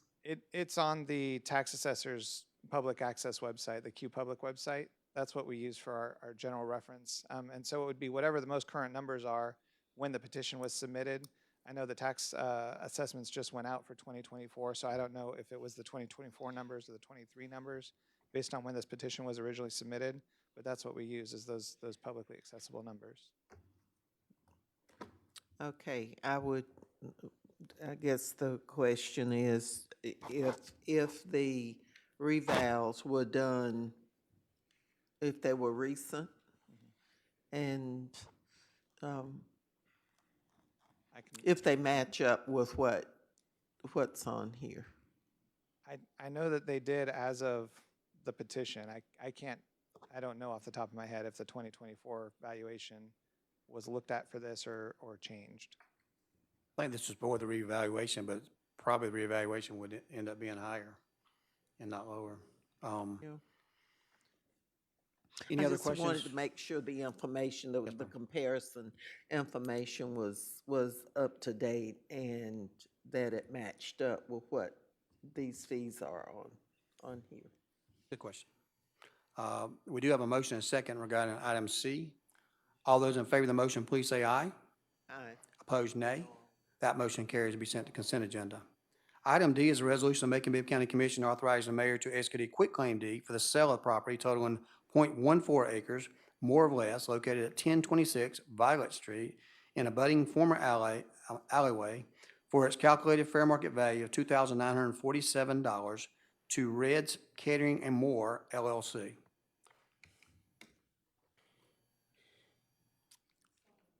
Got a motion by Commissioner Bailey. You have a second? Second by Commissioner Jones. All those in favor of the motion, please say aye. Aye. Opposed, nay. That motion carries to be sent to consent agenda. Item E is a resolution of Macon-Bibb County Commission authorizing the mayor to close and abandon a portion of the right-of-way to 142 Hill Street and to remove such path from the official road map of Macon-Bibb County and for other lawful purposes. You can see that on the screen there as well. At this time, we'd entertain a motion for approval. Motion by Commissioner Jones. We have a second by Commissioner Wynn. All those in favor of the motion, please say aye. Aye. Opposed, nay.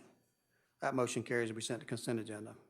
Item F is the final item on the agenda, is a resolution of the Macon-Bibb County Commission authorizing the mayor to execute a quitclaim deed for the sale of the former right-of-way adjacent to 142 Hill Street, totaling 1,400 square feet, more or less, for the approximate fair market value of $1,400 to Michael and Rose Bryant. We get a motion to approve.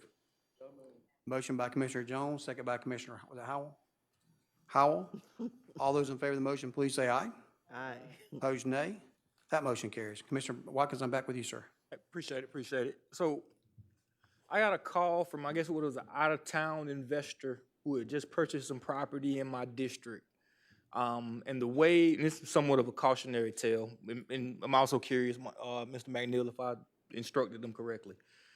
The land ended up being landlocked. He bought it, sight unseen, out-of-town investor. It's a landlocked parcel.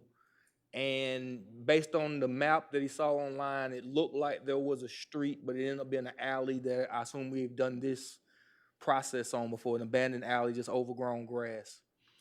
My suggestion was we have no obligation with that previous alley, maybe working out an easement of some sort with the private owner adjacent to you. Is that correct, or do we have an obligation to reopen a previously closed alley? It seemed like it was close to the interstate doing, I guess maybe it's doing some interstate design. I'd be hesitant to give out legal advice on that. I think it's buyer beware, and they have to purchase the property and know that they have all the appropriate easements there. So I would not give out any advice to someone. They need to seek an attorney themselves. I don't know that we ought to be giving advice to them on that. So that's just my opinion. Although I play an attorney in formal life, I wouldn't recommend doing that. But I'm correct to think, at least on my side, that we have no obligation to create a hole or space? I don't think we had any obligation. And I see our attorney shaking their head no as well. Okay. Thank you. Commissioner Bronson, you had your light on, sir? Yes, sir. I believe that my question is kind of similar to Commissioner Watkins. All right, so yeah, hey, twin. So, man, I said so. So the idea here is, or the question I have basically is, when we are shutting down roads and removing roads off of our tracker, who handles the cleanup after that fact? Because I think the calls that I get, and I think Commissioner Howard can agree to this too, is that when we go in and we clear a property, right, whether or not it's a blighted property or so forth, who is responsible at that point in time to go back out and clear that lot or to continue to do the upkeep of that lot? It depends on the process we use to remove the blighted structure. Okay. If it's a nuisance per se, it's strictly 100% on the landowner. If it's a house that's taken down through other legal means through the court systems, it lays out parameters on who's responsible for that and who's responsible for the citations and follow up on that. Generally, it's done by our code enforcement, but we don't own or intend to own any of the properties that we take down through the blighted nuisance per se. So it's 100% the owners. What usually happens if it continues to be a blighted lot there, then that's another action that's instituted through the code enforcement, and the land bank can acquire that property through the proper process, especially if it's owed taxes on that property. Roger, sir. Out of curiosity, something that ideal-wise that I at some point will present to the commission, and I'm Duke, if you can kind of lean up just to kind of give me some insight. Is there a way for us to say if we have house A, B, and C, and the city comes in and say, hey, we've identified house B as a blighted property, right? And we knock down that house and that lot is now cleared. Is there a way for us as a city or the tax commissioner for us to come in and say, hey, we can offer up a particular resolution that states that between the two personnel owning house A and owning house C could come to an agreement and say, hey, we're going to split this lot down and we will pay the taxes on that property, and that will become their property, hence now increasing their property value and so forth. Is that something that can probably be worked up? That's a process we're already doing now through the land bank. If there's a property like in between two properties, as long as they have an intended use for it, if it's not gonna be a new build, a lot of times it is split and divided amongst the two landowners, or sometimes one landowner takes it over the other. Okay. Yeah. Cool beans. Thanks, sir. All right. Ladies and gentlemen, this concludes our committee of the whole meeting. We're gonna take about a 10-minute break and be back with our regularly scheduled meeting in about 6:05.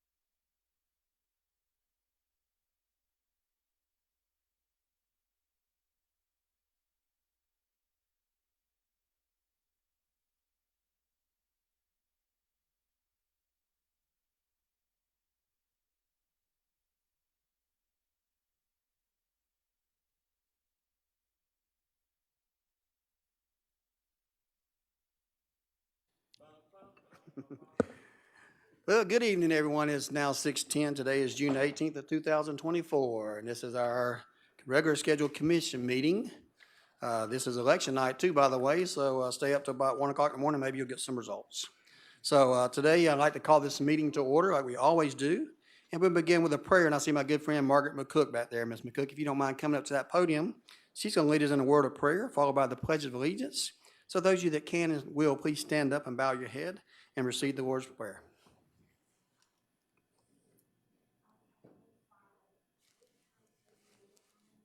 Tonight and seeking you for this particular commissioners meeting.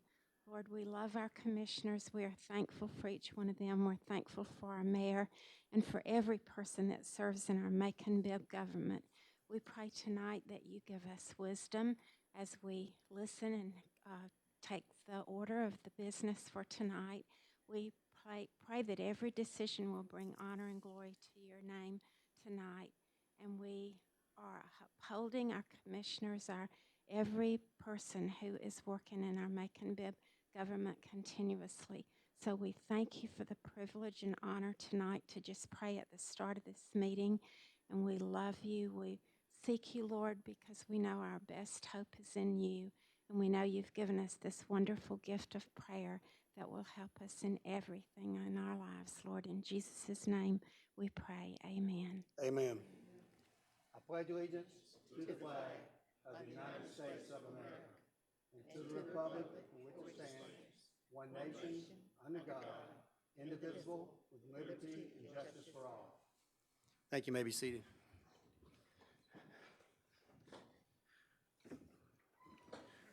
At this time, we'll move on to item 5.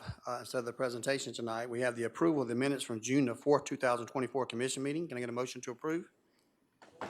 Motion by Commissioner Jones. We have a second? Second by Commissioner Wynn. All those in favor of the motion, please say aye. Opposed, nay. That motion carries unanimously. We do have a tax refund hearing before we get to any public comments on agenda items. This is a resolution of the Macon-Bibb County Commission considering the request for refund of ad valorem taxes made by Ventui Pinkston pursuant to OCGA 48-5-380. And do we have somebody from council going to present this tonight?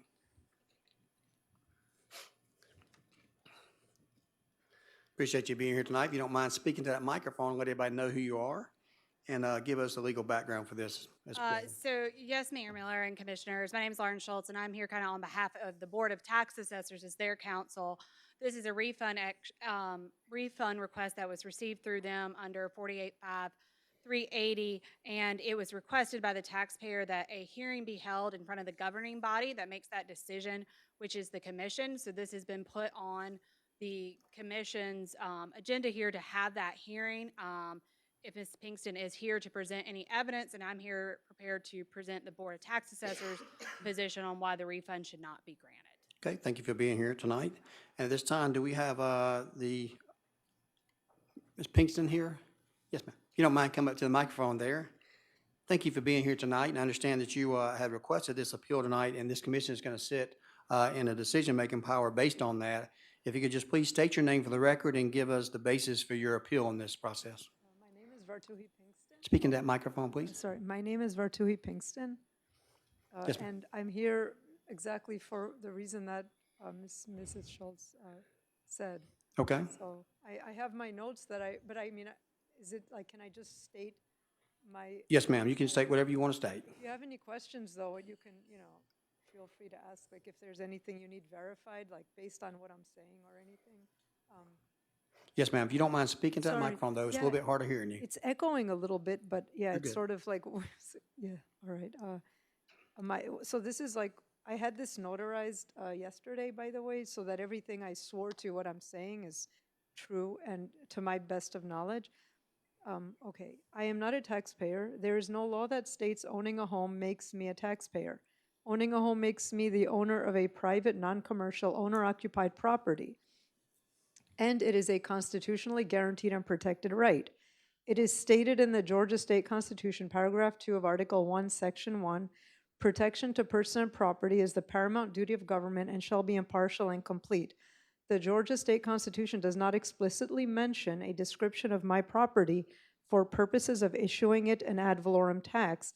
Therefore, the county has not been granted authorization by the General Assembly to tax my property. In the Georgia State Constitution, Article 7, Section 1, 2, and 3, where taxing powers and limitations of counties are stated, there is zero mention of a private home described as property used as shelter only by one of the people as being taxable. Then there's a list of the 13 items, which, I don't have to call one by one, but I have it available, and I have a copy I can give you too. Okay, so the other point is Article 7, Section 1, Paragraph 3E1 of the Georgia State Constitution is the only place that mentions the words private, single-family, residential, owner-occupied property. It also mentions a formula as the methods of assessment and taxation to be based on for the above described property. 1, current use, 2, annual productivity, and 3, real property sales data. This private single-family residential owner-occupied property description, combined with the 3 methods of assessment and taxation, is only used in connection with income being generated, bona fide agricultural and timber land. It is stated in the Georgia State Constitution, Article 1, Section 2, Paragraph 2, the people of this state have the inherent right of regulating their internal government.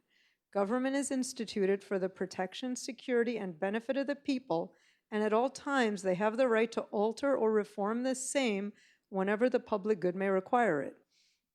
It is stated in the Georgia Constitution, Article 1, Section 2, Paragraph 1, all government of right originates with the people, is founded upon their will only, and is instituted solely for the good of the whole. Public officers are the trustees and the servants of the people and are at all times amenable to them. How is it possible that the public officers who swore an oath to uphold the Georgia State Constitution, who are the trustees and the servants of the people, and are at all times amenable to them, are allowed to subject the people to legal procedures by way of codes, rules, and regulations that subvert all of their constitutionally protected and guaranteed rights and can ultimately cause the people/beneficiary to end up homeless and potentially destitute? Hence why the local government cannot make and enforce laws upon the people which are inconsistent with the Georgia State Constitution. Hence why our public servants/county officials/trustees swear an oath to uphold the Constitution. It is stated in the Georgia State Constitution, Article 1, Section 2, Paragraph 5, legislative acts in violation of this Constitution or the Constitution of the United States are void, and the judiciary shall so declare them. Article 9, Section 4 of the Georgia State Constitution stipulates the taxation powers of county and municipal governments, and nowhere is it stated that taxation applies to the private homes of the people. Hold on one second. I'll just skip through like some of that and, because you can get that right out of the Constitution, but I have the notes I'll give you. So here I have, it basically talks about, in Article 9, about the unincorporated versus the incorporated, and it sort of like gives a different, like as if a different application to each. However, the constitutionally guaranteed and protected rights of the people in general do not change based on what part of incorporated versus unincorporated locale that the people are located in. So based on the Georgia Constitution, the taxation of the people's private property is not only unlawful, but authorization for such taxation has never been explicitly stated, therefore has never been granted to the county by the General Assembly. However, that didn't prevent the county from implementing the unlawful practice of taxing the people's private property. My research has uncovered the loophole that is embedded in the codes, rules, and regulations found in the OCGA and in the rules and regulations of the state of Georgia in order to subvert the people's constitutionally guaranteed protected right in their property. And so here I have the entire layout of how it's done, where there's pursuant to OCGA 485511A, the chief executive of each public utility shall be required to make an annual tax return of all property located in this state to the commissioner. So it's the utility companies that file their tax forms using the PT-42, 42N, and 42NP forms, which is the utility company's non-operating property. I already spoke about this with the Georgia Department of Revenue assessor. So now it's basically, that's what's creating, it's resulting in the creation of a taxable situs between the county and every property where utility lines have been placed. What non-operating property refers to is property owned or leased by utilities, railroads, and telecommunications companies that is not used in operations. Non-operating assets are assets that are not required in the normal operation of a business but can generate business nonetheless, which is, of course, the lines that are under my house and running through my house.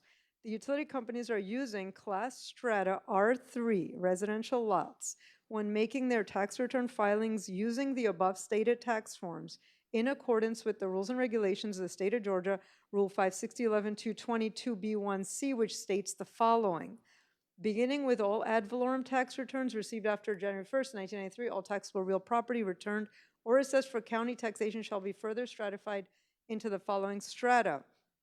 1, real and personal property of a public utility not utilized in the conduct of usual and ordinary business shall be designated non-operating property and shall be included in the alternative strata, which is lots.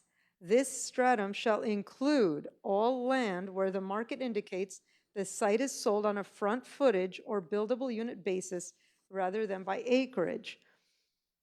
According to rules and regulations of the state of Georgia, Rule 560.11.21A, the following is stated. Classification of real and personal property on individual ad valorem tax returns. A, residential.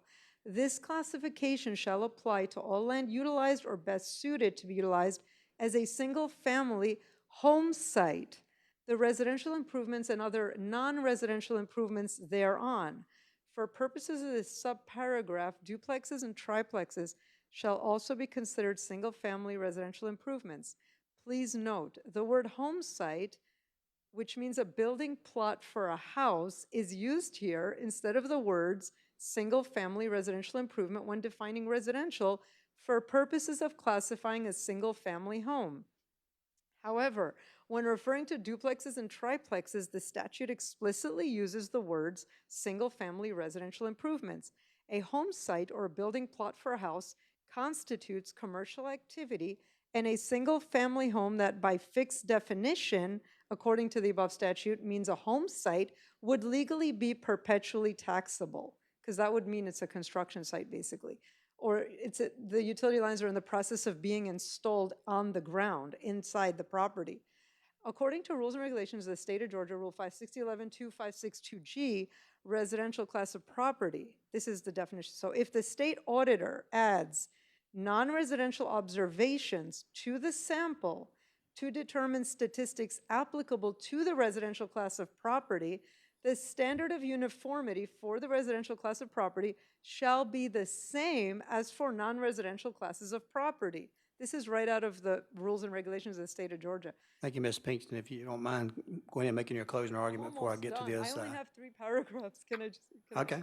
Yeah, okay. Based on the above 2 statutes as applied to property and the rules and regulations of the state of Georgia, Rule 560.11.221A and 560.11.2562G, my property is unlawfully being classified as non-residential, therefore commercial. Both the non-residential observations and the non-residential home site improvements place my home under a permanent classification that describes a building plot for a house, home site, with utility lines being the home site improvements, which is why the utility companies file their tax returns on their non-operating property using the Class Strata R3 residential lots. It is a fact that based on the literal wording of the 2 statutes, my property is being billed an ad valorem tax because 1225 Newport Road is in a permanent state of construction with the installation and permanent existence of utility lines at the home site, all of which consist of non-residential commercial activity for purposes of the state auditor's observations pursuant to Rule 560.11.256.2G. The definition of real property, according to Black's Law Dictionary 6th edition, states, land and generally whatever is erected or growing upon or affixed to land. Since taxing the people's private non-commercial property is unconstitutional and therefore cannot provide any lawful basis for a taxable situs to exist, the utility companies were able to provide the necessary situs to trigger the issuance of an ad valorem tax. After all, utility lines are affixed to the land, which meets the criteria for classifying every property as real property. However, on this same real property, there is no house. There's only a building plot for a house called a home site pursuant to Rule 5611221A. Hence why the General Assembly never used the term real to describe the private property of the people property of the people used as dwellings. I have one more sentence left. The above are my statements of fact regarding the unlawful and unconstitutional ad valorem property tax assessed on, applied to, and billed to my private, non-commercial, owner-occupied property due to maladministration thereby resulting in the violation/subversion of my protected right to property pursuant to the Constitution of the State of Georgia. I'm done. Thank you, ma'am. At this time, I will hear from the Attorney Schultz regarding your rebuttal. Thank you, Mayor. So to be clear, the property that we are talking about is 1225 Newport Road here in Macon, Georgia. It is a residential piece of property, and it has been taxed according to how the tax assessors tax all residential homes. 485380 allows for a taxpayer to seek a refund if those taxes were erroneously or illegally assessed and collected, or if there's been a voluntary or involuntary payment of those taxes. Situations such as there was a clerical error in the assessment, decimal in the wrong place, or a piece of property was taxed that should not have been taxed. My understanding of Ms. Pinkston's argument is just that her residential home is not subject to taxation at all. Under Georgia law, under 4853 of the official code of Georgia, all real property is liable to taxation and shall be taxed except as otherwise provided by law. Our tax exemptions are found in OCGA 48541. Think of churches, you've got nonprofits.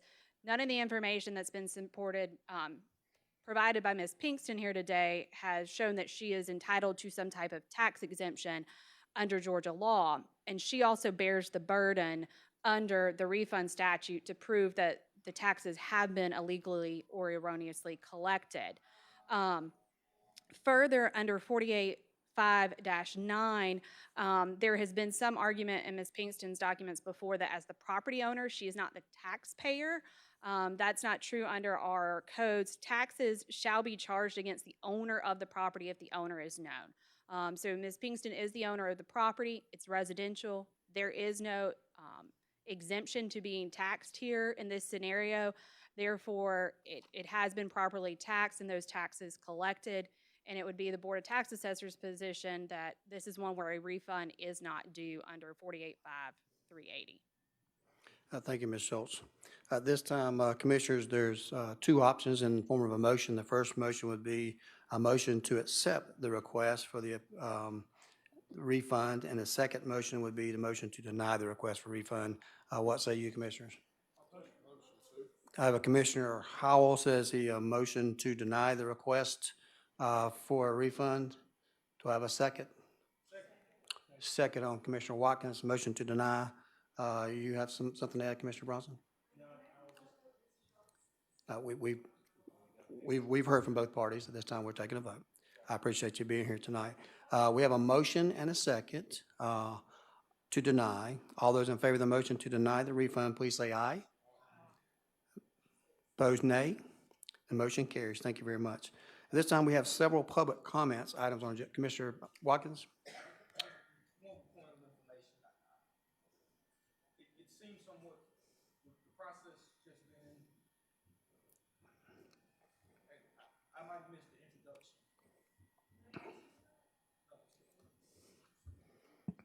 Okay, so I might have missed the introduction because the process, and this just seemed absurd to me. Obviously, you pay property taxes, but how did this get here? That's the part I missed. Well, the law places the burden on this body to determine the appeals in this manner, and certainly our attorneys placed this on our agenda tonight because the appellant indicated that she is not required to pay property taxes because her property is not real property and it's private property. Therefore, the only way to make the final decision on this under the law is to place it before this body. New to me too, Commissioner Watkins, but that's the law. So that's why we had this hearing. That's why the body ruled in this manner. There's paperwork for appeals, and that's what Ms. Schultz was saying earlier. Usually it's about, I thought it was supposed to be $1,000, but you charged me $10,000. That's a different process. That's a different process. That's when you are contesting the valuation of your property, and you go through that whole Board of Equalizations and all that stuff. This is someone who feels like that she doesn't have to pay property taxes because she's not subject to the law, similar to sovereign citizen. Okay, well, okay. So, yeah, okay. Thank you. So, all right, we're going to move on. We got public comments on the agenda items. We've got several here tonight. And Mr. Bryant, you still need to be heard? Okay, sorry. We have several that are, I don't see any on comments on agenda items at this time. Ms. Westbrook, I don't see anything that you put down on a reason, but I assume it's on a non-agenda item tonight. So we're going to move on with the consent agenda. We have consent agenda A through U, including an amended item that Commissioner Watkins did on the budget, included in that amended budget. So at this time, I entertain a motion to approve the consent agenda as published from A through U. Can I get a motion to approve? Motion by Commissioner Wilder, second by Commissioner Wynn. All those in favor of the motion, please say aye. Opposed, nay. That motion carries unanimously. At this time, we have public comments on non-agenda items, and I think most of the folks here know the rules on that. So we'll go ahead and start with Miss Reverend Lydia Meredith. Miss Meredith, you here tonight? I should have recognized those shades. If you don't mind, come up to that microphone there. You've got 3 to 5 minutes, and you want to talk about blight and public safety. Good evening, Mayor Miller. Good evening. This week, I witnessed a drug deal. The election is over, and I voted for you, Mayor Miller. And I voted for Commissioner Clark because you promised to clean up my neighborhood. My 98-year-old mother lives on the block where the drug deal happened. The lack of response to this drug deal is equity theft because the value of my home is worthless when crimes are performed in broad daylight in my neighborhood, like this crime was performed between 1 and 1:30 p.m. The response I am requesting is policing via neighborhood cameras, which is income producing. Tickets are paid by cameras of violators and police patrols when available. Blight improvements continue, thank you. But 890 Pinona with boarded up doors and windows and the half-burned, just now roofed structure located on the corner and frontage of Cherokee Heights Shopping Center is an eyesore. This matter needs to be handled, and concerns continue for loitering and jaywalking between Tom's Food Mart and Cherokee Heights Shopping Plaza. Tom Food Mart sells adult products to minors. Also, I request funding for sidewalk repairs, street resurfacing, speed bumps, and animal control, because stray dogs approaching pedestrians are frightening. To reiterate the need for speed bumps, Cherokee Heights is a historic district, and we need your help to keep it that way. We need speed breakers to break traffic flow and vice in our historic community. I implore all of you to turn your attention to blight and crime in our neighborhoods and a comprehensive plan for community redevelopment. God bless you all. Reverend Lydia Meredith. Thank you, Ms. Meredith. Thank you for being here tonight. We have Ms. Andrea Matthews. Ms. Matthews wants to discuss Cherokee Heights. Ms. Matthews still here? Take your time. Good to have you tonight. If you don't mind speaking to that microphone so everybody at home can hear you as well. And you've got 3 to 5 minutes, ma'am. All right. Good evening, commissioners and Mayor Lester Miller. There you go. Okay, I'm just here because I am a concerned citizen of Cherokee Heights. And I'm just going to speak a little bit about some thoughts I have. People ask me, because I moved here from Atlanta, and people ask me every time, do you like Macon? And I didn't know how to answer that at first because, well, I was new to Macon and I didn't know how to answer it. But as time has gone on, I find myself, I like Macon. I like the community. I like when it says it's going to take you 10 minutes to get somewhere. It actually takes you 10 minutes.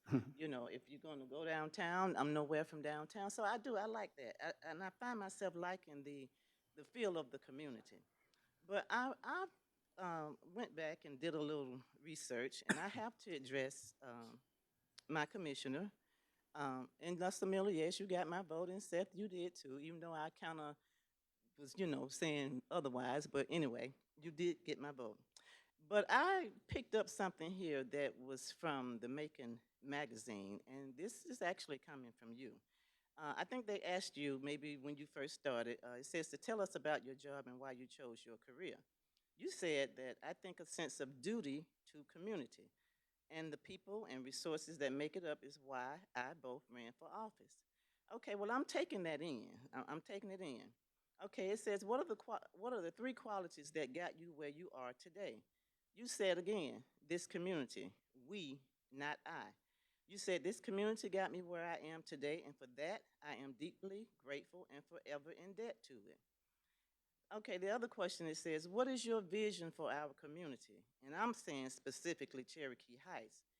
You said that we keep pushing the way that we are. We cannot become complacent or tired. I'm gonna say that we cannot become complacent or tired. All right. I have another one here from I guess this was from the local news, and maybe it was when you first ran for term. And you said here, it said here rather, Clark said that he has plans to address blight with stricter enforcement for code citations and create access to healthy food. Okay, we have I know at least 5 different Family Dollars, all within a half a mile or a mile within each other. You can just about walk to each one of them. Okay, they are unkept on the outsides. I know you probably all have seen them. They're trashy looking, trash dumped everywhere. Even when you go inside the store, the floors are nasty, stuff everywhere. I really try not to go in there unless it's just absolutely necessary. We have a Tom Food Mart that sits down there on the corner of Pine No No and right at Hillcrest. They hang out there like it's a recreation center or some type of nightclub. I don't know what's going to be done about that, but they do. They hang out there. Okay. This other thing here, I had written, this was back, I'm sorry, I'm getting a little thing here. I sent an email back in February, and there were some questions and things that I had addressed to my commissioner then. And my question again is, what is being proposed for this area? Again, specifically Cherokee Heights. We are just across the street from historic Vineville and Ingleside area. We definitely do not need any more Family Dollars. We don't need no more Dollar Tree stores. We don't need no more liquor stores. 30 None seconds. of that. 30 seconds, ma'am. Okay. I want to do what I can to help our community, but I don't even know where to start. So I'll start here. Seth, I'm reaching out to you as our commissioner. Where do we start? Thank you for being here tonight. I will give you some good news. Earlier in our commission meeting, we dealt with the Tom Store, and subject to an appeal by them, we revoked some licenses there, so you'll hear more about that in the near future. So we'll follow that and continue to make that happen. So thank you for being here tonight, and I'm sure Commissioner Clark will have a private conversation with you later on. Okay. So we have one more person who signed up to speak tonight, Ms. Gwen Westbrook. Ms. Westbrook, you didn't mention what you wanted to talk on, but I know you know the rules on how this is done, so you have 3 to 5 minutes to speak, and your time will begin as soon as you get to the microphone.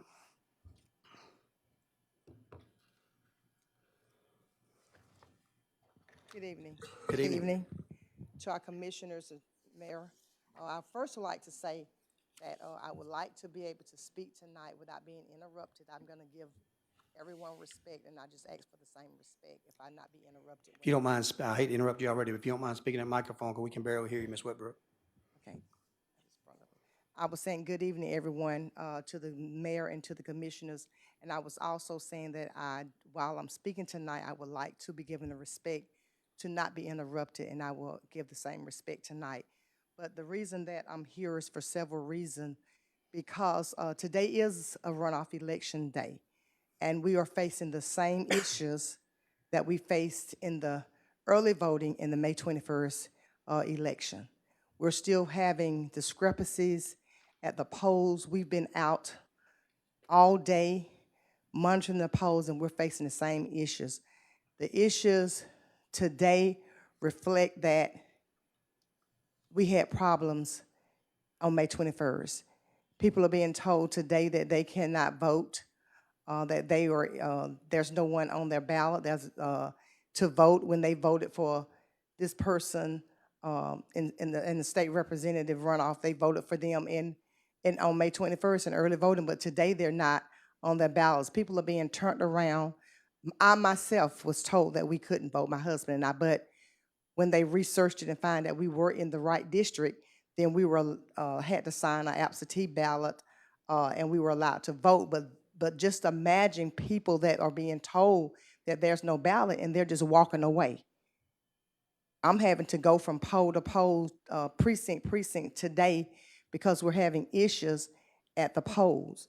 And so this justifies why there needs to be a consultant come in to get the Board of Elections to where they need to be so we won't run into these issues in November, because ultimately, the election supervisor and the Board of Election is not able to get this right. I'm not here to just, somebody is at fault. That's clearly. But we need a consultant. My recommendation would be is to bring a consultant in so we can get things where they need to be so we won't run into this problem in November. Because if we don't, then we will run into this problem in November. And I'm just telling you that, just as President Griggs said, we are watching and we are taking notes and we are getting affidavits signed, because whatever we need to do to protect the rights of the people, we would do that, because voters are being disenfranchised. They need to be able to feel confident when they go into the polls. Yes, there's a low voter turnout, but it's going to be even a more lower voter turnout if we don't get this right. My recommendation would be is to bring somebody in that's already familiar. I know Janetta Watson resigned, but at this short notice, we need to get someone in there temporarily that knows the system, that can get this back into perspective. We need more training. We need people the techs for the election, for the equipment need to be certified. There should be anybody that's dealing with these machines that are not certified. We need full-time people. We got a lot of part-time people. I just feel that there needs to be more training, even with the poll workers. They don't know what they're supposed to do. Issues that are going on today, they are turning people around, and we're having to go back and take these people back for them to be able to vote. So again, I'm just asking you all to listen to what we're saying, because you're gonna have a bunch of lawsuits filed from different people and different organizations if we continue. We have never seen anything like this in Macon. I have never seen it. I've been voting since I registered to vote when I was 17 years old in school, in high school. I've never seen it like this before, and we need to do something about it, because I live here in Macon, and this saying a lot. People are looking at Macon, and we need to hire a consultant to come in and help whoever needs to help so we can get this thing right in November. Thank you. Thank you, Ms. Westbrook. Ladies and gentlemen, this completes our meeting tonight. This meeting is hereby adjourned.